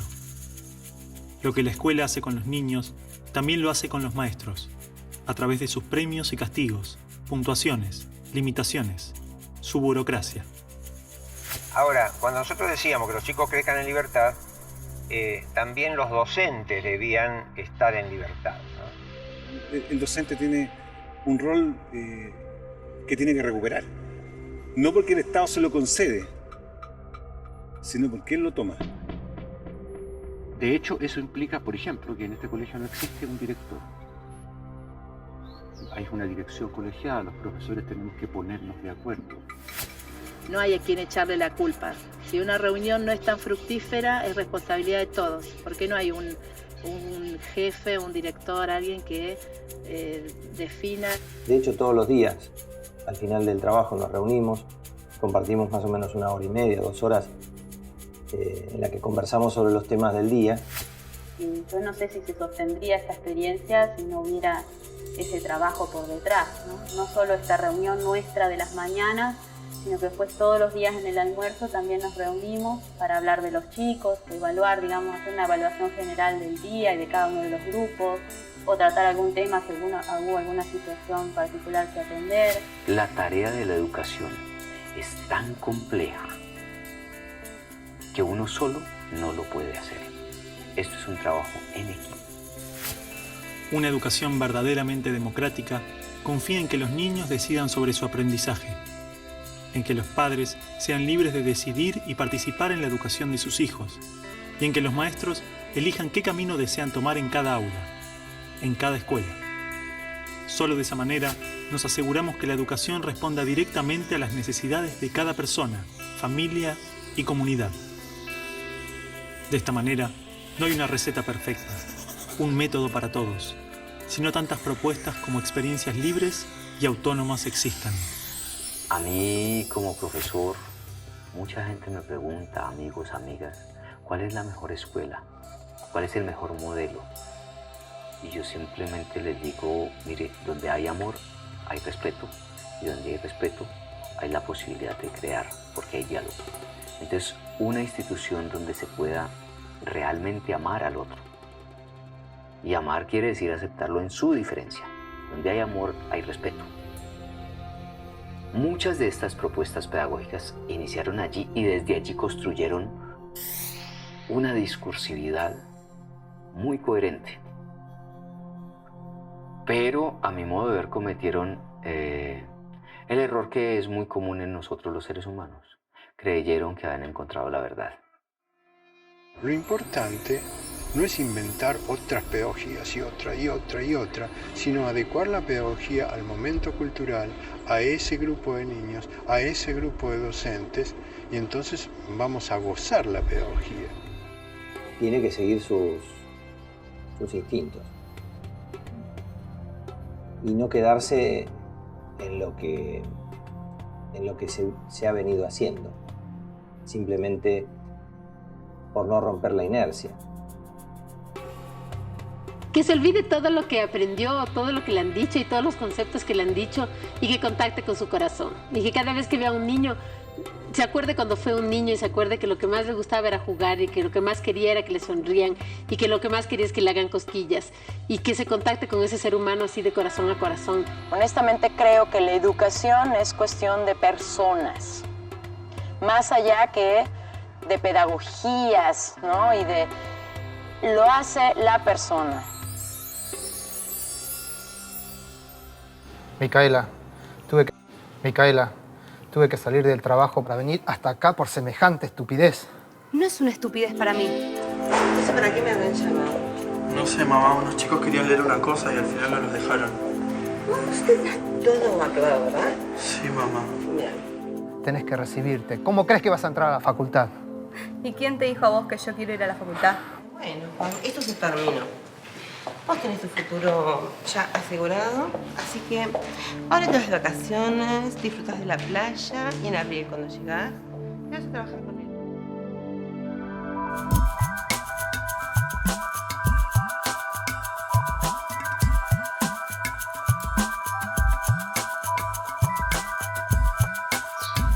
La familia es todo, es de donde venimos, es el principio de todo, el lugar que nos acoge. La familia es importantísimo.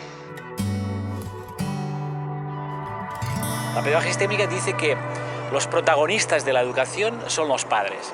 Entonces, una escuela que esté poco vinculada con las familias es una escuela que tiende a cerrarse en sí misma y por tanto a reproducir mecanismos de relación y de aprendizaje que seguramente están desvinculados de la realidad de cada uno de los alumnos.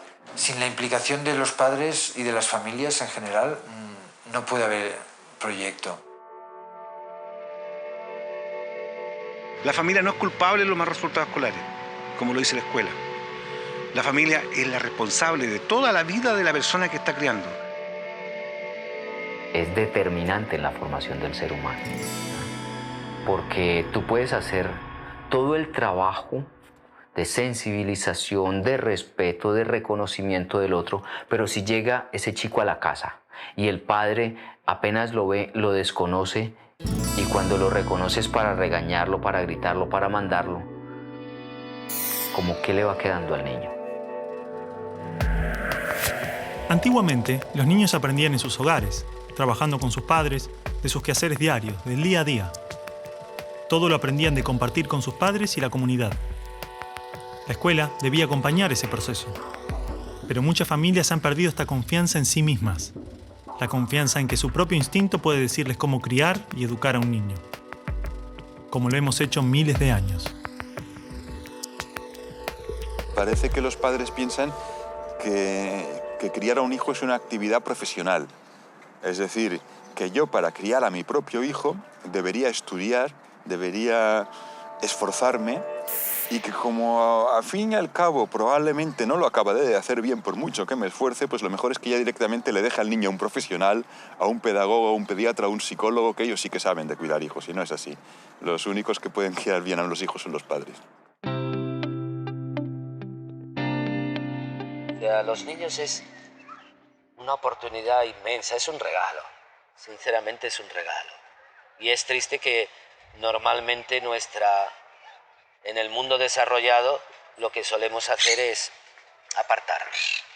Los llevamos a la escuela pronto. Hay madres y padres que ven al niño 1 hora al día. Pero esto, ¿cómo puede ser esto? O sea, ¿cómo podemos esperar algo hermoso de ahí? A ver, los niños necesitan estar con sus padres. Un niño establece un vínculo afectivo muy fuerte con una persona que habitualmente es su madre y lo pasa muy mal cuando se separa de esa persona. Lo pasa tanto peor cuanto más pequeño es y cuantas más horas seguidas está separado de esa persona.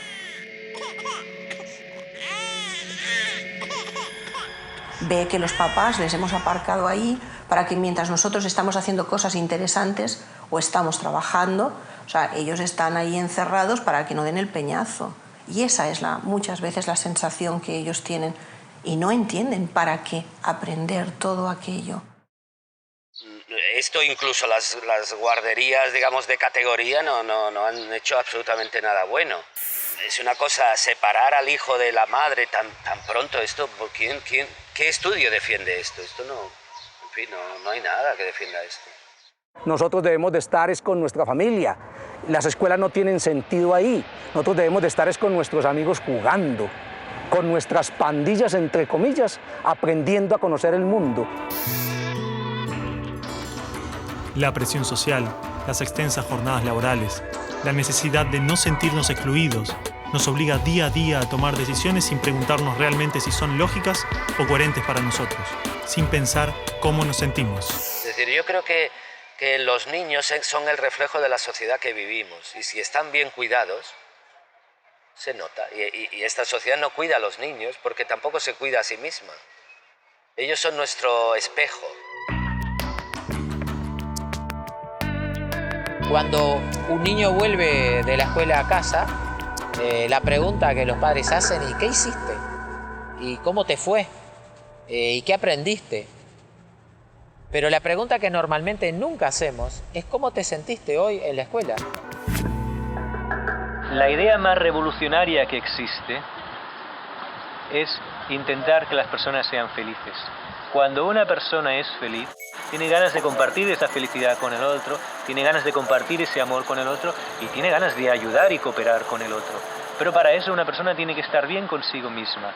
Si yo le estoy diciendo a mi hijo, sé feliz, pero yo estoy resentido porque mis padres no me enseñaron esto, mi hijo no podrá aprender realmente lo que es ser feliz porque yo no se lo estaré demostrando. Cuando una persona está bien consigo misma cuando es capaz de tomar a su padre y a su madre y decir, sí, este es mi padre y este es mi madre. A pesar de todo lo que pasó, yo estoy en paz con mi pasado. Yo no estoy en lucha contra nada, ni quiero defender ni demostrar nada a nadie. No tengo que construir ningún tipo de identidad falsa. Soy maestro, soy psicólogo, soy tal. No, yo simplemente soy. Que intenten recordar al niño pequeño que ellos fueron y que recuerden que lo que era más importante para ellos era ver en los ojos de sus padres amor incondicional, aceptación total.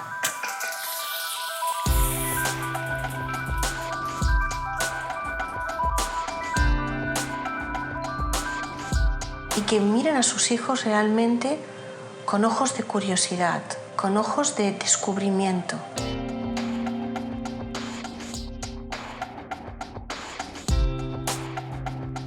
Y que no solo descubran al niño, sino que también descubran al mundo a través de los ojos, de las manos.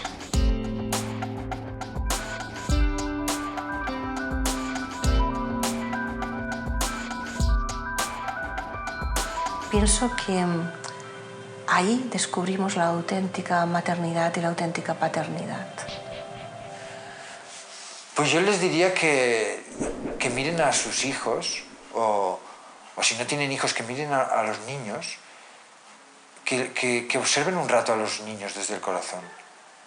Y con eso es suficiente para decidir. Entonces usted dele lo que más pueda de atención. Juegue, revuélquese con él, participe con él lo que más pueda. Hágale que él participe en sus tareas, aprenda de las cosas de la casa, pero a su voluntad y como un juego. Por muchos buenos métodos que tengamos, un niño necesita ante todo amor, cercanía, sentirse cuidado, protegido. Cuanto más pequeño, más protegido. Y después, por sí mismo, puede proteger a los demás y cuidar a los demás. Es decir, primero tiene que apegarse para desapegarse. Creo en que las mamás y los papás estamos volviendo a ser los educadores que fuimos en algún momento, ¿no? Más allá de ir y botar a tu hijo en un lugar donde parece ser que te lo van a educar, estamos diciendo, a ver, no, momento, ¿no? Esto no lo acepto y creo que además tiene que surgir de ahí. No va a llegar de una autoridad. Esto es algo que sencillamente a nivel personal tienes que trabajar por alcanzarlo. Nuestra historia social, cultural y personal nos ha traído a este momento. Adoptamos y creamos una gran cantidad de objetivos y expectativas que probablemente no sean nuestras, sino del mundo que nos rodea. La mejor escuela, la mejor universidad, títulos, prestigio, dinero. Nos ha hecho olvidar lo que realmente buscamos. ¿Qué buscan? Buscan que su hijo tenga un título determinado. ¿Para qué? ¿Para qué estoy en esa búsqueda de saber? ¿Qué estoy buscando? ¿Qué tipo de conocimiento busco? Un conocimiento que genere al niño llegar a un éxito, ¿desde qué punto de vista? Mi hijo tiene que ser como yo quiero que sea. O tiene que cumplir lo que yo nunca he podido cumplir. Todo esto es muy egocéntrico. Estoy educando para que se sepan adaptar a la sociedad que les va a tocar vivir, que mira que va a ser dura. O estoy educando para que ellos detecten críticamente lo que les gusta, lo que no les gusta, y en su día a día trabajen para la mejora de esta sociedad. Porque un niño viene con un mundo tan fresco que irremediablemente va a cuestionar el mío. Porque para él todo es nuevo. Para él no hay nada viejo. Confíen en sus hijos. Ellos saben mucho más de lo que ustedes creen. Porque a veces las personas que más limitamos a nuestros hijos somos los padres. Y después lo sufrimos. Lo que trato de transmitirte es que es tan hermoso poder cuidar a un hijo por todo lo inesperado que tiene, por todo lo misterioso, por todos los problemas que nos trae. Es hermosísimo porque eso es una oportunidad para crecer inmensa. Liberemos nuestras expectativas. Hagamos a un lado lo que el mundo pretende de los niños, lo que la cultura espera de cada uno de nosotros. Respeten a los niños. Denle la oportunidad que se desarrollen como ellos se desarrollan, no como nosotros de adultos queremos o pensamos que deba ser, sino como ellos pueden hacerlo. Los ideales y objetivos que tenemos sobre los niños no nos permiten ver quiénes realmente son y qué es lo que necesitan, no mañana o dentro de varios años, sino hoy. Hay una sola cosa que realmente es importante.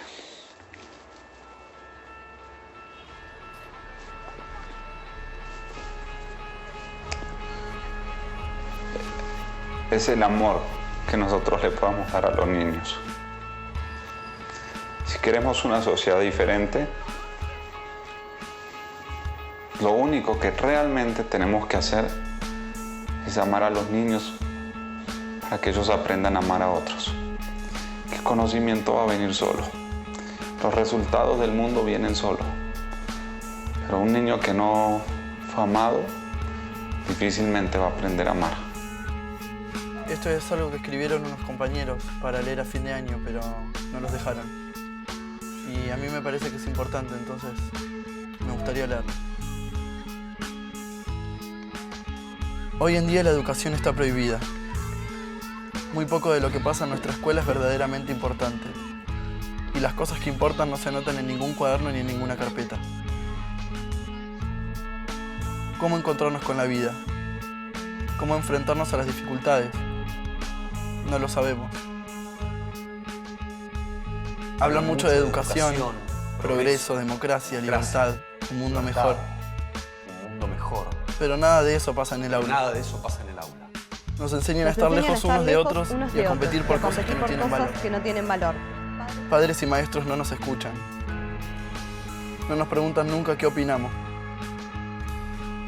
No tienen idea de qué sentimos, qué pensamos o qué queremos hacer. ¿No sería maravilloso que podamos elegir día a día ir a la escuela?